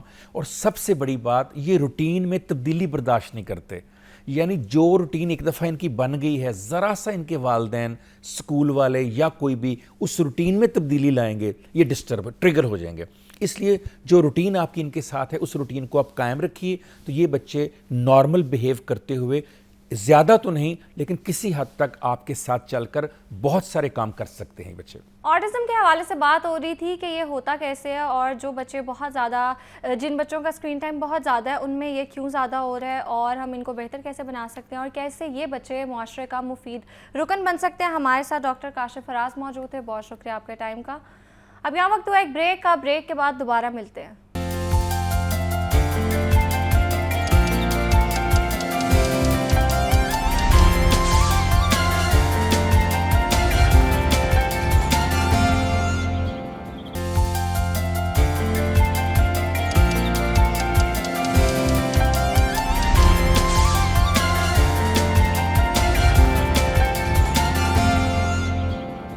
Welcome back. आगे बढ़ते हैं अपने सेगमेंट की जानिब। और आज के दौर में तालीमी निज़ाम में सिर्फ नज़रियाती तालीम काफ़ी नहीं रही, बल्कि अमली तजर्बा हासिल करना भी बेहद ज़रूरी हो गया है, क्योंकि अब इंटर्नशिप और प्रैक्टिकल लर्निंग को तालीम का एक अहम हिस्सा समझा जाता है। और ये दोनों चीज़ें ना सिर्फ तलबा की सलाहियतों को बढ़ाती हैं बल्कि इन्हें मुस्तकबिल की मुलाजमतों के लिए भी तैयार करती हैं। यही वजह है कि इंटर्नशिप और प्रैक्टिकल लर्निंग को दुनिया भर की तालीमी और पेशा वराना तंजीमें नहायत अहमियत देती हैं, और ये ना सिर्फ तालिब इल्मों को हकीकी दुनिया का तजर्बा फराहम करती हैं बल्कि इनकी शख्सियत साजी, पेशा वराना रवैये और एतमाद में भी इजाफा करती हैं। आज के सेगमेंट में हम इसी हवाले से बात करेंगे कि मौजूदा दौर में स्टूडेंट्स के लिए इंटर्नशिप और प्रैक्टिकल लर्निंग की क्या अहमियत है, और इस पर बात करने के लिए मेरे साथ मौजूद है कैरियर कंसल्टेंट अब्दुर्रहमान। अस्सलाम वालेकुम, कैसे हैं आप? All good. Thank you very much for having me on the show. You're welcome. अच्छा, सबसे पहले तो ये बताएं अब्दुर्रहमान कि आजकल हम देखते हैं कि अक्सर लोग ये भी कहते हैं कि डिग्री की इतनी इंपॉर्टेंस नहीं है, लेकिन जो स्किल्स हैं हमारे उन पे फोकस करना चाहिए, और जो स्पेशली जेन ज़ी है वो डिग्री को इतनी अहमियत नहीं देती, ऐसा लोग कहते हैं, और वो कहते हैं वो सब कुछ हम शॉर्ट कोर्सेज से सीख लेते हैं। तो इस हवाले से ज़रा थोड़ा सा गाइड करें।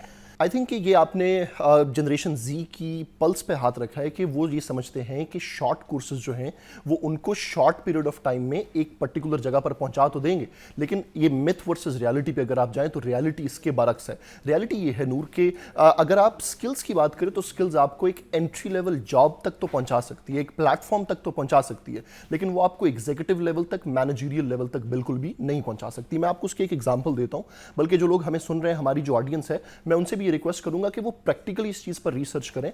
आप लिंक्डइन पर जाइए, किसी भी मैनेजरियल लेवल जॉब को सर्च करें और उसमें देखें कि उसकी बेयर मिनिमम क्वालिफिकेशन रिक्वायरमेंट क्या है, and that would be bachelors degree. इसका मतलब यह है कि अगर आपके पास बैचलर्स डिग्री नहीं है तो आप एक एंट्री लेवल की जॉब तो कर रहे होंगे जिसके अंदर आपको 50,000 60,000 रुपीज का कॉम्पनसेशन मिल रहा होगा, लेकिन अगर आप एक सर्टेन लिमिट से निकल कर आगे के एवेन्यूज एक्सप्लोर करना चाहते हैं उसके लिए बैचलर्स डिग्री बहुत इंपॉर्टेंट है। और नूर, मैं एक और पॉइंट जो यहां पर हाईलाइट करना चाहता हूं वो ये है कि अगर आप बैचलर्स डिग्री करने के लिए यूनिवर्सिटी जा रहे हैं, सो यूनिवर्सिटी एक ऐसा इदारा है जो आपकी ग्रूमिंग कर रहा है, वो आपको नरिश कर रहा है, वहां पर आपको एक्सपोजर मिल रहा है, आप डिफरेंट लोगों से मिल रहे हैं जिससे आपकी इंटरपर्सनल स्किल डेवलप हो रही है। तो मेरे ख्याल से एक जॉब करने के लिए, एक कॉर्पोरेट एनवायरनमेंट में जाने के लिए बहुत जरूरी है कि आप पहले उसके लिए तैयार हों। और मेरे नज़दीक एक यूनिवर्सिटी एक बहुत अहम प्लेटफॉर्म है जहां पर जाकर एक स्टूडेंट जो है वो अपनी थ्योरेटिकल लाइफ से एक प्रैक्टिकल लाइफ की तरफ इंक्लाइन होता है और उसका एक्सपोजर बनता है और वो हुक होता है उस चीज़ के साथ जिस चीज़ के लिए आगे जाकर उसको एक्सेलरेट होना है और खुद को उस चीज़ का हिस्सा बनाना है। तो मेरे ख्याल से यूनिवर्सिटी लाइफ इटसेल्फ और फिर बैचलर्स डिग्री निहायत अहम है, और मैं इस चीज़ को टोटली डिनाई करता हूं कि एक स्किल आपको करियर के अंदर इतना आगे लेकर जा सके कि आप एक एग्जीक्यूटिव रोल के अंदर जो है वो काम कर सकें। सो bachelors degree is very important. और याद रखिएगा, जो शॉर्टकट्स होते हैं वो शॉर्ट टर्म फ्रूट्स बेयर करते हैं। अगर आपको लॉन्ग टर्म इनिंग्स खेलनी है, अगर आपको लॉन्ग टर्म जो है वो प्रोग्रेस चाहिए, उसके लिए ज़रूरी है कि आप एक प्रॉपर डिग्री करें, आपके पास प्रॉपर डिग्री जो है वो होनी चाहिए, एक प्रॉपर सर्टिफिकेशन होनी चाहिए। उसके बाद अगर आप अपनी कॉर्पोरेट लाइफ स्टार्ट करें तो I think that would be the best lucrative thing for you. Short degrees और जो स्किल्स हैं वो साइड बाय साइड काम करते हैं। बिल्कुल। अच्छा, ये बताएं कि जो इंटर्नशिप है उसका कितना इंपॉर्टेंट रोल है तलबा के लिए? नूर, it's just like preparation of war before war. सो जितनी एक सोल्जर की ट्रेनिंग इंपॉर्टेंट होती है वॉर फील्ड में जाने से पहले, उतनी ही इंपॉर्टेंट इंटर्नशिप है। देखिए, there are always some dos and don'ts, there are always some requisites, pre requisites which are required to enter any field. So internship आपको ये मौका देती है कि वो आपको ग्रूम करती है, आपको उस बैटल फील्ड में जाने से पहले आपको तैयार करती है। सो इंटर्नशिप क्या है? It is eight times internship दो तरह की होती है, पेड इंटर्नशिप होती है, अनपेड इंटर्नशिप होती है। आपको दोनों में से जो भी मिले कर लें। और मैं एक और चीज जो यहां पर हाईलाइट करना चाहता हूं, मोस्ट ऑफ द स्टूडेंट अपनी बैचलर्स डिग्री के आखिरी दिनों के अंदर इंटर्नशिप ढूंढना शुरू करते हैं, जो कि एक निहायत गलत अप्रोच है।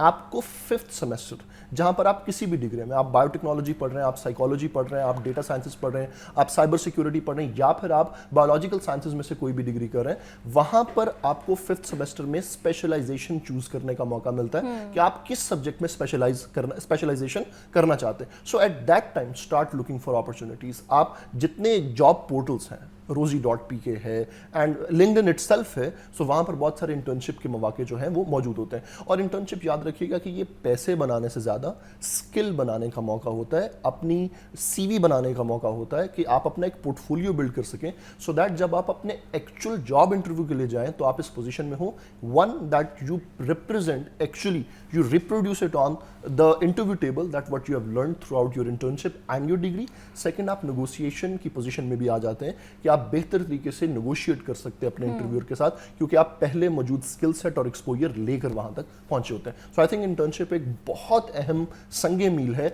और एक और चीज़ जो मैं इस प्रोग्राम के हवाले से पहुंचाना चाहता हूं, अगर सिकंदर हयात साहब का ऑफिस हमें सुन रहा है, अगर एजुकेशन मिनिस्ट्री हमें सुन रही है, CM साहब अगर हमें सुन रही है, आई थिंक कि ये आपकी डिग्री का कंपल्सरी पार्ट होना चाहिए। विदाउट इंटर्नशिप स्टूडेंट्स को डिग्री इशू ही नहीं होनी चाहिए, क्योंकि वो लोग जो इंटर्नशिप नहीं करते उस वक्त पर रिलक्टेंट रहते हैं, वो बाद में जो है वो फिर जॉब्स ना होने का गिला और शिकवा करते हुए नजर आ रहा है। तो आपको लगता है कि पाकिस्तानी स्टूडेंट्स के लिए इनफ प्लेटफॉर्म्स हैं इंटर्नशिप के लिए, और बाद में अगर उनको इंटर्नशिप मिल भी जाती है, एक तो अनपेड इंटर्नशिप होती है जो कि आई डोंट थिंक सो पूरी दुनिया में कहीं भी हो रही है, उसके अलावा बहुत लॉन्ग आवर्स होते हैं और काम का बर्डन भी ज़्यादा होता है और लर्निंग इतनी नहीं होती। Do you agree with this? नूर, मैं हमेशा जो है वो ऑप्टिमिस्टिक अप्रोच का कायल हूँ। हम अगर पैसिमिज्म की तरफ जाएंगे तो जाहिर है कि बहुत सारे ऐसे पॉइंट्स हमें मिलेंगे जिस पर अफसोस का इजहार किया जा सकता है। But we can not ignore the reality ना, बिल्कुल because reality- these things do exist. These things do exist, लेकिन देखें रास्ता हमें उसी तूफान के दरमियान से बनाना है। मैं हमेशा एक चीज़ का कायल हूँ कि शिकवा जुल्मत शब से तो कहीं बेहतर था अपने हिस्से की कोई शम्मा जलाते जाते। सो मेरे ख्याल से अगर there are 99 bad things, so there is one good thing there as well, and that one good opportunity is lying there for you. और एक और चीज़ मैं आपको यहाँ पर बताता चलूँ कि जो लोग कामयाब होते हैं और जो लोग नाकाम होते हैं उसमें ये फ़र्क होता है कि जो लोग नाकाम होते हैं नूर, उनके पास 99 रीजंस होती हैं और लॉजिकल रीजंस And होती they are हैं। very complaining. They are complaining, They're and always वो complaining about justified everything. complaints होती हैं, वो justified complaints होती हैं। आप उनको सुने आप कायल हो जाएंगे कि भाई ये नाकामी ही बनती थी। लेकिन जो कामयाब होते हैं उनके पास भी 99 रीजंस होती हैं कि ये काम इसलिए नहीं हो सकता था, but there would be one reason कि जिसकी वजह से वो काम हो सकता था और वो उस एक रीजन की वजह से वो काम कर जाते हैं। सो आई थिंक कि that if there is 1% ratio, 1% chance, 1% probability कि आप सक्सेसफुल हो सकते हैं, तो आपको उसकी अटेम्प्ट करनी चाहिए। It is a very good probability and that is even 1%। तो मेरे लेकिन अब्दुर्रहमान, मेरा पॉइंट ये है कि आपको क्या लगता है कि हम इन प्लेटफॉर्म्स को, जो स्टूडेंट्स आते हैं हमारे पास, फ्रेशर्स आते हैं, इंटर्नशिप के लिए आते हैं, सीखने के लिए आते हैं, बड़े जज्बे से आते हैं, वो बड़ा उनके अंदर एंथुजियाज्म होता है सीखने का, हम इन प्लेटफॉर्म्स को उनके लिए बेहतर कैसे कर सकते हैं? That is my point. बिल्कुल ठीक है। और एक और चीज़ मैं ऐड करता चलूँ आपके पॉइंट पे आने से पहले, वो ये है कि जितने भी आपके टॉप इंस्टीट्यूशंस हैं, मैं आपको एग्जांपल दे देता हूँ। आपके पास यूनिलीवर है, आपके पास नेटसोल है, आपके पास डेवसिंग है, मेट्रो कैश एंड कैरी एक रिटेल चेन है, जर्मन रिटेल चेन है। ये वो इंस्टीट्यूशंस हैं जिनके ईयरली इंटर्नशिप प्रोग्राम्स लॉन्च होते हैं और उन्हीं इंटर्नशिप प्रोग्राम्स में से, just for the sake of information अपने सुनने वालों की, वो MTO प्रोग्राम के अंदर बच्चों को लेकर जाते हैं। That is management trainee officers, जो कि बाद में लेटर ऑन मैनेजरियल पोजीशंस पर जाकर सर्व कर रहे होते हैं। So these unpaid internships are going to land you a successful job, so it means that it is worth it. दूसरा पर्सपेक्टिव ये है कि बहुत सारे ऐसे इदारे मौजूद हैं जो इंटर्नीज की स्किल को यूज करते हैं सिर्फ अपना काम निकलवाने के लिए, और लेटर ऑन उनको रिटर्न में वो स्किल सेट भी नहीं देते, वो इंपॉर्टेंस भी नहीं देते और उन पर वो वक्त और एनर्जी इन्वेस्ट भी नहीं करते। सो मेरे ख्याल से we should have an I ourselves कि हम इस चीज़ का ख्याल रखें कि हमने किन इदारों में जाकर काम करना है और किन इदारों में जाकर हमें अपनी एनर्जी वेस्ट नहीं करनी है। सो ये एक प्री स्क्रीनिंग प्रोसेस जो है वो होना चाहिए। एंड आई फील लाइक इसमें टीचर्स का बहुत इंपॉर्टेंट रोल है, क्योंकि अक्सर यूनिवर्सिटी में टीचर्स हमें इतनी अच्छी जगह रेकमेंड कर देते हैं कि हम लाइक बहुत ज़्यादा खुश होते हैं, और कभी कभी टीचर्स हमें गाइड ही नहीं करते कि कहाँ पे हमें इंटर्नशिप करनी चाहिए, मतलब ऐसा होता है। मेरे ख्याल से ये वो बच्चे होते हैं कि जो टीचर्स के साथ ज़्यादा देमसेल्व्स कनेक्टेड होता है। आपने नोटिस किया होगा बहुत सारे ऐसे बच्चे हैं जो टीचर्स के साथ एज सच कनेक्टेड नहीं होते। सो आप कुएं को जो है वो प्यासे को कुएं के पास जाने की ज़रूरत होती है, कुआं प्यासे के पास चल कर आता है। सो आई थिंक कि आप जहाँ पर भी देखते हैं जो आपके बड़े हैं, जो आपके टीचर्स हैं, आपके इर्द गिर्द ऐसे लोग हैं, इवन नूर जो आपके विद इन द डिग्री जो आपके सीनियर्स हैं, जो ऑलरेडी इंटर्नशिप कर रहे हैं, जो ऑलरेडी इंडस्ट्री में मौजूद है, उन लोगों का भी तो एक्सपोजर मौजूद है। फिर आपके जो एल्यूमिनाई है, वो लोग जो ऑलरेडी इंडस्ट्री में जॉब्स कर, आप उनके साथ लिंक्स क्रिएट करें। ये सोशल मीडिया का दौर है, it is very easy to track people, to find people, to connect with people. इसीलिए मैं रिकमेंड करता हूँ कि जो लिंक्डइन है आप उसके ऊपर अपनी प्रोफाइल्स बनाएं। मैं इंटरमीडिएट के बच्चों को ये अर्ज करता हूँ, अक्रॉस पाकिस्तान स्टूडेंट्स से मैं ये रिक्वेस्ट करता हूँ कि आप अगर लिंक्डइन जैसे प्लेटफॉर्म पर मौजूद नहीं है, you are missing on big big big opportunities. और अगर आप अपनी बैचलर्स की डिग्री करें तो तब तो अगर आप लिंक्डइन के बगैर ये हैं तो it is an educational and opportunity suicide. आप खुदकुशी कर रहे हैं अपनी अपॉर्चुनिटीज़ की अगर आप उस प्लेटफॉर्म पर मौजूद नहीं है। वहाँ पर आप जाइए, आपको बेशुमार इंटर्नशिप्स के मौके, आपको आप इवन फॉर एग्जांपल आप अपनी यूनिवर्सिटी का नाम लिखें कि मैं वहाँ से बैचलर्स डिग्री करूँ, वो प्लेटफॉर्म खुद ब खुद, जैसा आपने पूछा कि आसानी कैसे पैदा कर सकते हैं, वो प्लेटफॉर्म खुद से आपको उसी यूनिवर्सिटी के ऐसे लोग जो डिफरेंट कंपनीज में जॉब करें वो दिखाना शुरू कर देगा। आप उनके साथ कनेक्ट करें, उनसे रिक्वेस्ट करें, request them for a meetup over a cup of coffee and ask them कि वो किस तरह से पहुँचे वहाँ तक, आप वहाँ तक कैसे जा सकते हैं। सो मैं एक और बात याद रखिएगा कि अगर आप एक पर्टिकुलर प्रोफेशन को आइडियल समझते हैं तो उस प्रोफेशन के 10 सक्सेसफुल लोगों के साथ आपका कनेक्शन होना बहुत ज़रूरी है, और वो एक पर्सनल लेवल का कनेक्शन होना बहुत ज़रूरी है। वो लोग आपको इस काबिल बना देंगे, आपको वो चीज़ें सिखा देंगे, आप तक वो तमाम तरह इन्फॉर्मेशन पहुंचा देंगे जो ज़रूरी होगी उस पर्टिकुलर प्रोफेशन के अंदर, उस पर्टिकुलर प्लेटफॉर्म में जाकर काम करने के लिए। सो आई थिंक दैट लिंक्डइन, आप फाइवर छोड़ दें अभी फ़िलहाल, अपवर्क छोड़ दें अभी आप फ़िलहाल फोकस करें लिंक्डइन के ऊपर, because this is one of the most important platform. चाहे वो जॉब है, चाहे वो इंटर्नशिप है, चाहे वो प्रोफेशनल लोगों के साथ कनेक्टिविटी है, ये ऑल इन वन अपॉर्चुनिटी आपको प्रोवाइड करता है। सो मैं अर्ज करता हूँ पेरेंट्स को और तमाम तरह यंगस्टर्स को कि वो इस प्लेटफॉर्म का पॉजिटिव इस्तेमाल लाजमी अडॉप्ट करें। बिल्कुल ऐसे। अच्छा अब्दुर्रहमान, ये बताएं कि जो हमारा मौजूदा तालीमी निज़ाम है, आपको लगता है उसमें प्रैक्टिकल लर्निंग को ज़्यादा इंपॉर्टेंस दी जा रही है? आई थिंक पहले नहीं थी, लेकिन अब इस चीज़ पे बहुत ज़्यादा काम हो रहा है. उसकी एक एग्जांपल ये है कि इंटरमीडिएट लेवल के ऊपर एक नई एजुकेशनल टेक्निक, एक नया एजुकेशनल जो सिस्टम है वो इंट्रोड्यूस कराया गया है, जिसको आप कहते हैं DIT, diploma in information technology. और नूर ये क्या है, बेसिकली इंटरमीडिएट लेवल पर सेमेस्टर सिस्टम को लॉन्च किया गया है. यानी वो लोग फॉर एग्जाम्पल फर्स्ट ईयर के अंदर पाकिस्तान के अंदर ICS के अंदर पाइथन प्रोग्रामिंग को कंपलसरी करार दिया गया है. यानी एक यूनिवर्सल प्रोग्रामिंग लैंग्वेज जो कि पूरी दुनिया में यूज़ की जाती है, अब हमारे स्टूडेंट्स फर्स्ट ईयर के अंदर उसको एज अ कंपलसरी थिंग सीख रहे होंगे. और अब इसको मुकम्मल तौर पर जो है वो प्रैक्टिकल बेस किया गया है. अभी कल ही मैं एक प्राइवेट इंस्टीट्यूशन के अंदर एक लेक्चर डिलीवर कर रहा था, और उन्होंने मुझे कहा कि सर हमें अब इस चीज़ को चलाने में बड़ी मुश्किल पेश आ रही है, क्योंकि ये सब जो है निज़ाम जो है वो अब प्रैक्टिकल बेस हो गया, and we don't have sufficient laboratories कि हम उसको हैंडल कर सकें. तो ये एक फ़िल्टर भी होगा कि ऐसे इदारे जो ट्रू सेंस में चीज़ें डिलीवर करने की कैपेसिटी नहीं रखते वो ऑब्सोलीट हो जाएंगे, और ट्रू कॉम्पिटेंट इंस्टीट्यूशंस, ऑर्गेनाइजेशंस जो है वो सामने आएंगी और हकीकी तौर पर जो है वो प्रैक्टिकल चीज़ें डिलीवर हो सकेंगी. तो सताइश है हुकूमत पाकिस्तान की, आपकी जो है वजारत तालीम की, कि उन्होंने इस तरह ये ऐसा इकदाम जो है वो उठाया है. और आई थिंक ये हमारे निज़ाम के अंदर, हमारे तालीमी निज़ाम के अंदर, हमारे स्टूडेंट्स के अंदर उनकी अपॉर्चुनिटीज़ क्रिएट करने के अंदर एक बहुत कलीदी किरदार जो है वो अदा करेगा.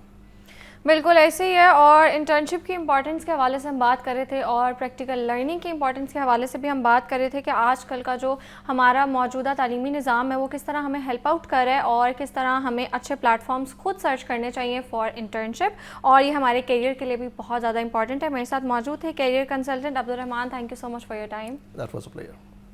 अब यहाँ वक्त एक ब्रेक का, ब्रेक के बाद दोबारा मिलते हैं.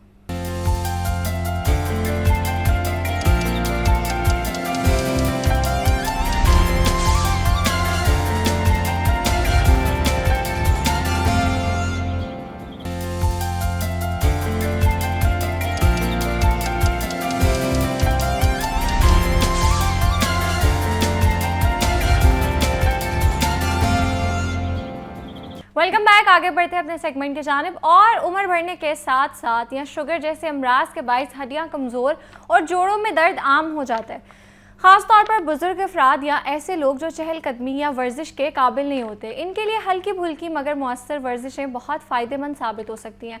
और आज के सेगमेंट में हम जानेंगे वो कौन सी आसान वर्जिशें हैं जो घर बैठे भी की जा सकती हैं और हड्डियों को मजबूत बनाने में मदद भी देती हैं. और इस पर बात करने के लिए मेरे साथ मौजूद है फिटनेस एक्सपर्ट अना ताहिर. अस्सलाम वालेकुम, कैसी हैं आप? अच्छा ना, थोड़ा सा इस हवाले से बताएगा कि जैसे जैसे उम्र बढ़ती है, जैसे मैंने इंट्रो में भी बात की है कि जो शुगर पेशेंट्स हैं उनको बड़ा ज़्यादा मसला होता है जॉइंट्स पेन का, और उनके जोड़ों में बहुत तकलीफ़ भी रहती है. तो हमें कोई आसान एक्सरसाइजेस बताएं जो वो घर पे बैठे कर सकते हैं. देखिए, जो हड्डियों की वीकनेस होती है वो हमारे बुज़ुर्गों में बहुत ज़्यादा ये इशू होता है कि हमारे बुज़ुर्ग जो है जब 40 के बाद 50 में जाते हैं तो वो जो है घुटनों के दर्द और कमर के दर्द की वजह से चल फिर नहीं सकते हैं. तो उसके लिए जो है मुनासिब एक्सरसाइजेस का जो है रूटीन बनानी चाहिए उनको, जिसमें आप हल्के फुल्के वॉक भी कर सकते हैं. लेकिन कुछ ऐसे हजरात होते हैं जो वेट बहुत ज़्यादा उनका गेन हो जाता है, जिसकी वजह से वो वॉक भी नहीं कर सकते हैं. तो उसके लिए आसान तरीका ये है कि एक तो वो एक वॉकर मिलती है जिसकी हेल्प से जो है वो थोड़ी बहुत वॉक कर सकते हैं. अगर तो वो भी नहीं कर सकते, किसी का सहारा लेके कर लें. अगर वो भी नहीं कर सकते तो आप बेड पे ही थोड़ी बहुत एक्सरसाइज कर सकते हैं. तो उसके लिए आपने सिंपली बिल्कुल बेड पे स्ट्रेट लेट जाना है. लेकिन बेड पे स्ट्रेट लेटने से पहले आपने ये देखना है कि आप जो बेड चूज़ कर रहे हैं वो सॉफ्ट नहीं होना चाहिए. ठीक है, वो हार्ड बेड होना चाहिए. आम रूटीन में जब आप चलते फिरते हैं और घर में सोफ़ा वगैरह होते हैं सॉफ्ट, तो सॉफ्ट सोफ़े पे भी नहीं आपने बैठना. ठीक है, इस चीज़ को आपने देखना है. और स्ट्रेट चेयर पे बैठें, या अगर आप सोफ़े पे बैठें भी तो हार्ड होना चाहिए. अगर हार्ड नहीं है तो उस पर आप कुशन यूज़ करके, और अपनी बैक पे भी जो है कुशन यूज़ करके आपने बैक को स्ट्रेट करके बैठना है. ठीक है, और जब आप बेड पे स्ट्रेट लेटें, आपने अपनी ही वेट से, अपनी टांग के वज़न से ही जो है इसको वर्कआउट को करने के, अपनी टो को आपने इस तरह पाँव को सीधा करना है, और अपने जो पाँव के पंजे हैं उनको आपने अपनी तरफ खींचना है. ठीक है, और टांग को इस तरह से आप आहिस्ता आहिस्ता से ऊपर लेके जाएंगे. ठीक है, इस तरह से आप 10 दफ़ा करें. इसी तरह से आपने इसी तरह करके और अपनी टांग को जो है बेंड करना है. ठीक ٹھیک ہے. اس طرح سے آپ 5 سے 10 دفعہ جو ہے ڈیلی کی روٹین بنائیں. ڈے بائی ڈے آپ اپنے اس ورک آؤٹ کو بڑھاتے جائیں تو انشاءاللہ تعالیٰ آپ کو بہت زیادہ جو ہے نا اس میں فیل ہوگا کہ آپ کو ریلیف فیل ہو رہا ہے. اچھا نا، یہ بتائیں کہ ایکسرسائز کرتے وقت کون سے ہمیں پریکاشنری میئرز لینے چاہیے جس سے ہمیں نقصان نہ ہو؟ اچھا، اس میں آپ نے اپنی ڈائٹ کو بھی دیکھنا ہے. آپ نے اپنی ڈائٹ میں کیلشیم کو ایڈ کرنا ہے، آپ نے مطلب وٹامن کو بھی ایڈ کرنا ہے. B12 بہت اہم ہو جاتا ہے آپ کی ہڈیوں کے لیے، کیلشیم بہت زیادہ اہم ہے. اور صبح کی 10 سے 15 منٹ کی جو ہے آپ نے جو ہے دھوپ کو جو ہے وہ لینا ہے، جس کو ہم سن بات بھی کہتے ہیں. ٹھیک ہے، وٹامن ڈی کے لیے وہ آپ کی ہڈیوں کے لیے بہت زیادہ مضبوط ہوتے کرنے کے لیے بہت اچھا رہتا ہے. تو آپ اپنی ڈائٹ میں جو ہے اخروٹ کو ایڈ کریں. ٹھیک ہے، اخروٹ بہت اچھا ہوتا ہے. اس کے علاوہ آپ ایڈ کر سکتے ہیں سفید تل کو بھی ایڈ کر سکتے ہیں. زیادہ سے زیادہ جو ہے گرین ویجیٹیبلز کو بھی ایڈ کریں. ٹھیک ہے، اپنی سیلڈ میں آپ پالک کے لیف پتے چھوٹے چھوٹے جو ہوتے ہیں، بالکل پتلی پتلی سی چھوٹی چھوٹی سی پالک، آپ اس کو سیلڈ میں بنائیں. آپ نے اس کو کوک نہیں کرنا. چھوٹے چھوٹے لیف، بیبی لیف ان کو بولا جاتا ہے. آپ اس کا سیلڈ بنا کے وہ کھا سکتے ہیں. ٹھیک ہے. اور اگر جن کو بہت زیادہ سویلنگ فیل ہوتی ہے، اگر آپ کو فیل ہو رہا ہے کہ آپ کی ٹانگوں پہ سویلنگ ہے، آپ کے ٹخنوں میں سویلنگ ہے، تو سمپلی آپ اس کو ہاٹ اینڈ کولڈ تھیراپی کر سکتے ہیں. وہ کیسے کر سکتے ہیں؟ آپ سمپل ٹب میں پانی لے لیں گرم، اتنا گرم کہ جتنا آپ برداشت کر سکیں. ٹھیک ہے. ایک میں آپ نے ٹھنڈا پانی رکھ لینا. 2 سے 3 منٹ آپ نے پہلے گرم پانی میں ڈپ کریں، پھر اس کو آپ ٹھنڈے پانی میں ڈپ کریں. اسی طرح سے 1 منٹ اس میں اور 1 منٹ گرم پانی میں. یہ کرنے کے بعد آپ نے اپنی جو ہے شن کو اپر سائڈ پہ جو ہے اس طرح سے اپر سائڈ پہ آپ اس کو مساج کریں گے. ٹھیک ہے، تاکہ آپ کی جو بلڈ سرکولیشن ہے وہ فاسٹ ہو اور وہ دل کی طرف جائے. ٹھیک ہے. اس کے بعد آپ نے اس کو ریپ کر کے اور آپ نے سو جانا ہے بس. بالکل ایسے ہی ہے. اچھا انا، ہمارے ویورز کو کچھ ایکسرسائزز آپ کر کے بھی دکھا دیں. اچھا، ہم نے چیئر کا، جیسے میں نے بولا، آپ چیئر کا استعمال کر سکتے ہیں. اس طرح کی چیئر دیکھیں، یہ ہارڈ ہے تھوڑی سی. ٹھیک ہے، سافٹ نہیں ہے. آپ اس طرح کے چیئر کا استعمال کر سکتے ہیں. آپ سمپلی آپ اس پہ بیٹھیں گے وداؤٹ اینی ویٹ. اگر آپ کہتے ہیں ہم ویٹ نہیں استعمال کر سکتے، آپ وداؤٹ اینی ویٹ آپ بیٹھیں گے. وہ جو میں نے پہلے بتایا کہ اپنی ٹو کو آپ نے اپنی شن کی طرف اپنی کھینچنا ہے اور اس کو اوپر لے کے آنا ہے. ٹھیک ہے، اس طرح سے. اور یہاں پہ اوپر آ کے آپ نے اپنے نی کو لاک کرنا ہے. نی کو لاک کیسے کریں گے؟ اس کو نیچے کو پریس کریں گے تو یہ لاک ہو جائے گا. آپ نے اپنے نی کو اس طرح سے لاک کرنا ہے اور سلولی. ٹھیک ہے، 10 to 20 ٹائمس آپ اس کو اٹیمپٹ کریں گے اس طرح سے. ٹھیک ہے، اس طرح سے. یہ کرنے کے بعد آپ نے اپنی سیم اسی طرح سے اسٹرے کرنا ہے اور اپنے دونوں ہاتھوں کو اس طرح سے گرپ کر کے یہاں پہ رکھ کے دبائیں گے، نیچے پریشر کریں گے اور اس کو اسٹرے کریں گے 10 سیکنڈ. ٹھیک ہے. پھر دوسری ٹانگ کو سیم اسی طرح سے کریں گے. ٹھیک ہے. اچھا، اب آپ چاہیں کہ آپ کے مسل جو ہیں وہ مضبوط ہو جائیں، اس کے لیے آپ کو چھوٹے چھوٹے سے ٹولز کی ضرورت پڑے گی، جس میں سے جیسے ہمارے پاس یہ بینڈ ہے، ہم اس بینڈ کا استعمال کریں گے، پاؤں میں پہنیں گے. اس سے آپ کے جو مسل ہیں وہ مضبوط ہوں گے. ٹھیک ہے. آپ نے اس کو یوں پکڑ لینا ہے اور اس طرح سے. ٹھیک ہے، بالکل سلو. اور نی کو آپ نے لاک کرنا ہے. نیچے جا کے آپ اپنے نی کو لاک کریں گے. ٹھیک ہے، 10 to 20 ٹائمس. اگر آپ کو بہت زیادہ پین ہے کہ آپ سے بالکل بھی برداشت نہیں ہو رہا، تو پھر تو آپ کو ڈاکٹر پہ جانا چاہیے لازمی سے، کیونکہ آپ کو اس میں دیکھنا ہے کہ کہیں آپ کا مسل ٹویسٹ تو نہیں ہے، کہیں آپ کا مسل ڈیمیج تو نہیں ہے، وہ آپ کو چیک کرنا پڑے گا. ٹھیک ہے. اگر آپ کو نارمل پین ہے تو پھر آپ یہ آسانی سے ورک آؤٹ کر سکتے ہیں. اوکے. اب اس کے علاوہ اگر آپ کہتے ہیں کہ ہمیں بیڈ پہ بیٹھ کے لیٹ کے ایکسرسائز بتا دیں، وہ بھی سمپل ہے. آپ نے اس طرح سے کشن لے لینا ہے. ٹھیک ہے. کشن لے کے آپ اپنے گھٹنوں میں رکھیں گے. اوکے. آپ اس طرح سے اپنا کشن لیں گے، کوئی بھی اس طرح سے سافٹ کشن لیں گے، آپ اس کو گھٹنوں میں رکھیں گے. ٹھیک ہے. آپ یا تو ٹیک لگا کے بیٹھ جائیں یا آپ سمپلی لیٹ جائیں اور اس کو اسکویز کریں گے. Loose and squeeze, loose and squeeze. Squeeze کریں گے فیو سیکنڈس، 10 سیکنڈ 20 سیکنڈ آپ اس کو کر کے رکھیں گے. ٹھیک ہے. اس طرح سے کریں گے 20 ٹائمس 10 ٹائمس، جتنا آپ سے ایزیلی ہو جائے. ٹھیک ہے. اس کے بعد جیسے میں نے آپ کو پہلے بتایا، اس طرح کا آپ روپ لے سکتے ہیں. اگر آپ کے پاس اس طرح کا روپ نہیں ہے تو آپ ٹاول یوز کر سکتے ہیں, کچھ بھی یوز کر سکتے ہیں. پاؤں پہ لگا لیں اور بینڈ, اسٹریٹ اور بینڈ 10 to 20 ٹائمس. ٹھیک ہے, اور اب آپ نے اپنے نی کو بینڈ رکھنا ہے, اور اپنی نی کو بینڈ رکھنے کے بعد آپ نے اپنے ہاتھ سے جو ہے ٹاول کو یا کسی بھی روپ کو آپ اس طرح سے پکڑ کے کھینچیں گے اور چھوڑ دیں گے. اگر آپ کے پاس ان میں سے کچھ بھی نہیں ہے, آپ کہہ رہے ہو میرے پاس کچھ بھی نہیں ہے, تو آپ سمپلی اپنے نی کو پکڑیں گے اور اپنی طرف کھینچیں گے اور نوز ٹچ کرنے کی کوشش کریں گے, پھر سیدھا. Same attempt 20 Times. ٹھیک ہے, اس طرح سے آپ کر سکتے ہیں. اچھا, اب جن لوگوں کو کمر میں درد رہتا ہے, جو کہتے ہیں کہ ہماری کمر میں درد ہوتا ہے, ہم نہیں کر سکتے, سمپلی آپ نے جب سونا ہے تو اپنے کمر کے نیچے آپ نے اس طرح سے کوشن رکھ کے سونا ہے. اور پہلے بھی میں نے بتایا کہ سافٹ میٹرس یوز نہیں کرنا آپ نے. اس طرح سے جب آپ کمر کے نیچے سے اس طرح سے رکھیں گے, آپ کی بیک پہ سپورٹ آ جائے گا. ٹھیک ہے, آپ کو بہت آسانی رہے گی. اور اس کے بعد آپ اسٹریٹ لیگ نہ ڈاؤن, یہ آپ کی بیک کمر پہ بہت زیادہ جو اسٹریچ ہوتا ہے اس کو ذرا سافٹ کر دیتا ہے. اس طرح سے 10 to 20 ٹائمس آپ بالکل سلولی کریں گے. ٹھیک ہے, اوکے. ناؤ اچھا, اب کچھ لوگ جو تھوڑا بہت ویٹ یوز کر سکتے ہیں, تو وہ سمپلی جو ہے اس طرح سے ویٹ لے لیں, 2 kg لے لیں, 3 kg لے لیں, جتنا بھی وہ یوز کر سکتے ہیں بآسانی طریقے سے.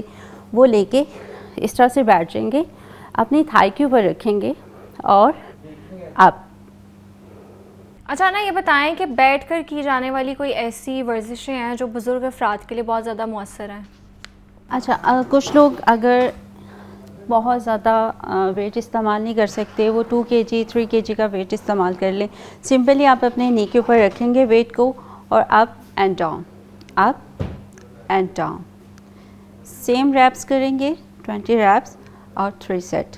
اس میں آپ نے بالکل سلو کرنا ہے, بہت زیادہ جو ہے آپ نے فاسٹ نہیں کرنا ہے. ٹھیک ہے, اگر آپ یہ بھی ویٹ یوز نہیں کر سکتے ہیں تو سمپل آپ کوئی بھی واٹر لے لیں, اس میں پانی ڈال لیں, آپ سمپل وہ رکھیں گے ویٹ اس کے اوپر, اور اپ اینڈ ڈاؤن.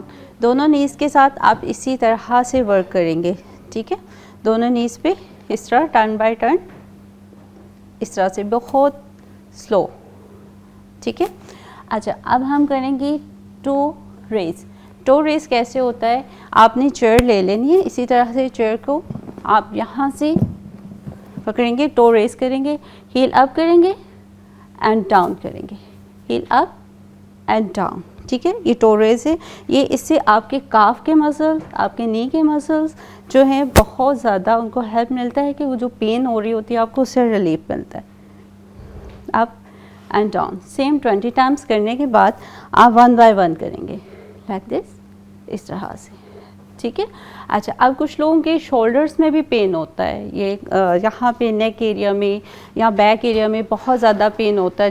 زیادہ تر جو لوگ کمپیوٹر پہ کام کرتے ہیں یا بہت زیادہ اسکرین یوز کرتے ہیں, ان کو یا بیٹھنے کی وجہ سے یہاں پہ بہت زیادہ پین آ جاتا ہے. تو سمپلی اگر وہ فلور پہ پش اپ نہیں کر سکتے تو سمپلی وہ وال پہ ہاتھ رکھ کے جو ہے اپنی باڈی کو فرنٹ سائڈ پہ پریس کریں گے. ٹھیک ہے, اگر ہم چیئر کا یوز کرتے ہیں تو ہم چیئر پہ بھی اس طرح سے چیئر کی سپورٹ لے لیں. اگر آپ کو فیل ہو کہ چیئر کی آگے اسکپ نہ ہو جائے تو آپ نے اس کو سپورٹ لے لینی کہیں پہ بھی. ٹھیک ہے, اس طرح سے آپ اپنے شولڈر کو اسکویز کریں گے, اس طرح سے اسکویز, ناؤ اسٹریٹ. ٹھیک ہے, اور اسی طرح سے بوٹل لے لیں. ٹھیک ہے, آپ اس کو اس طرح سے کریں گے, پیچھے ایلبو کو پیچھے کی طرف لے کے جائیں گے. ٹھیک ہے, اس سے آپ کے شولڈر کے جو مسلز ہیں, آپ کا نیک کے جو مسلز ہیں, ان کو ہیلپ ملے گی کہ وہ اسٹرانگ ہوں گے. ٹھیک ہے, اسی طرح سے باٹلس کو پکڑ لیں, آرم اسٹریٹ, ناؤ بیک, آرم اسٹریٹ, بیک. ٹھیک ہے, میک شور کریں گے کہ آپ کی جو آرمس ہیں وہ آپ کے ایئر سے پیچھے جائیں گے, مطلب کان سے پیچھے جانا چاہیے, ٹھیک ہے. آپ کے جو بائسپ ہیں آپ کے کان سے پیچھے جانا چاہیے. اگر نہیں بھی جا رہے اسٹارٹنگ میں تو کوئی مسئلہ نہیں ہے, سلولی آہستہ آہستہ سے چلے جائیں گے, ٹھیک ہے. آپ یہ کریں گے. اوکے, اگر آپ آفس میں بیٹھے ہوئے ہیں تو آپ اس طرح سے بینڈ جو ہے آپ اپنے بیگ میں بھی رکھ سکتے ہیں, آپ اپنی پاکٹ میں بھی رکھ سکتے ہیں. تو یہ آپ کو ہیلپ کر سکتے ہیں کہ آپ کو یہ جو اسٹفنس ہے یہ دور ہوگی. بریک ٹائم میں آپ سمپلی بس یہ کر لیں, ٹھیک ہے. اپنی روٹین میں ورک آؤٹ کو شامل کریں. 20 منٹس کے لیے, 25 منٹس کے لیے, 30 منٹس کے لیے لازمی شامل کریں, ٹھیک ہے. اس طرح کے ورک آؤٹ آپ ڈیلی اپنی روٹین میں ایڈ رکھیں, جس سے جو ہے آپ کو بہت اچھا ریلیف ملے گا. اور ہاٹ اینڈ کول جو میں نے ابھی تھیراپی بتائی ہے اس کو آپ رکھیں تو انشاءاللہ تعالیٰ آپ کو بہت اچھا رزلٹ ملے گا. تھینک یو سو مچ. ہڈیوں کی مضبوطی کے لیے ایکسرسائزز پر بات کر رہے تھے اور میرے ساتھ فٹنس ایکسپرٹ انا طاہر موجود تھی. Thank you so much for your time. اب یہاں وقت ہوا ایک بریک کا. بریک کے بعد دوبارہ ملتے ہیں.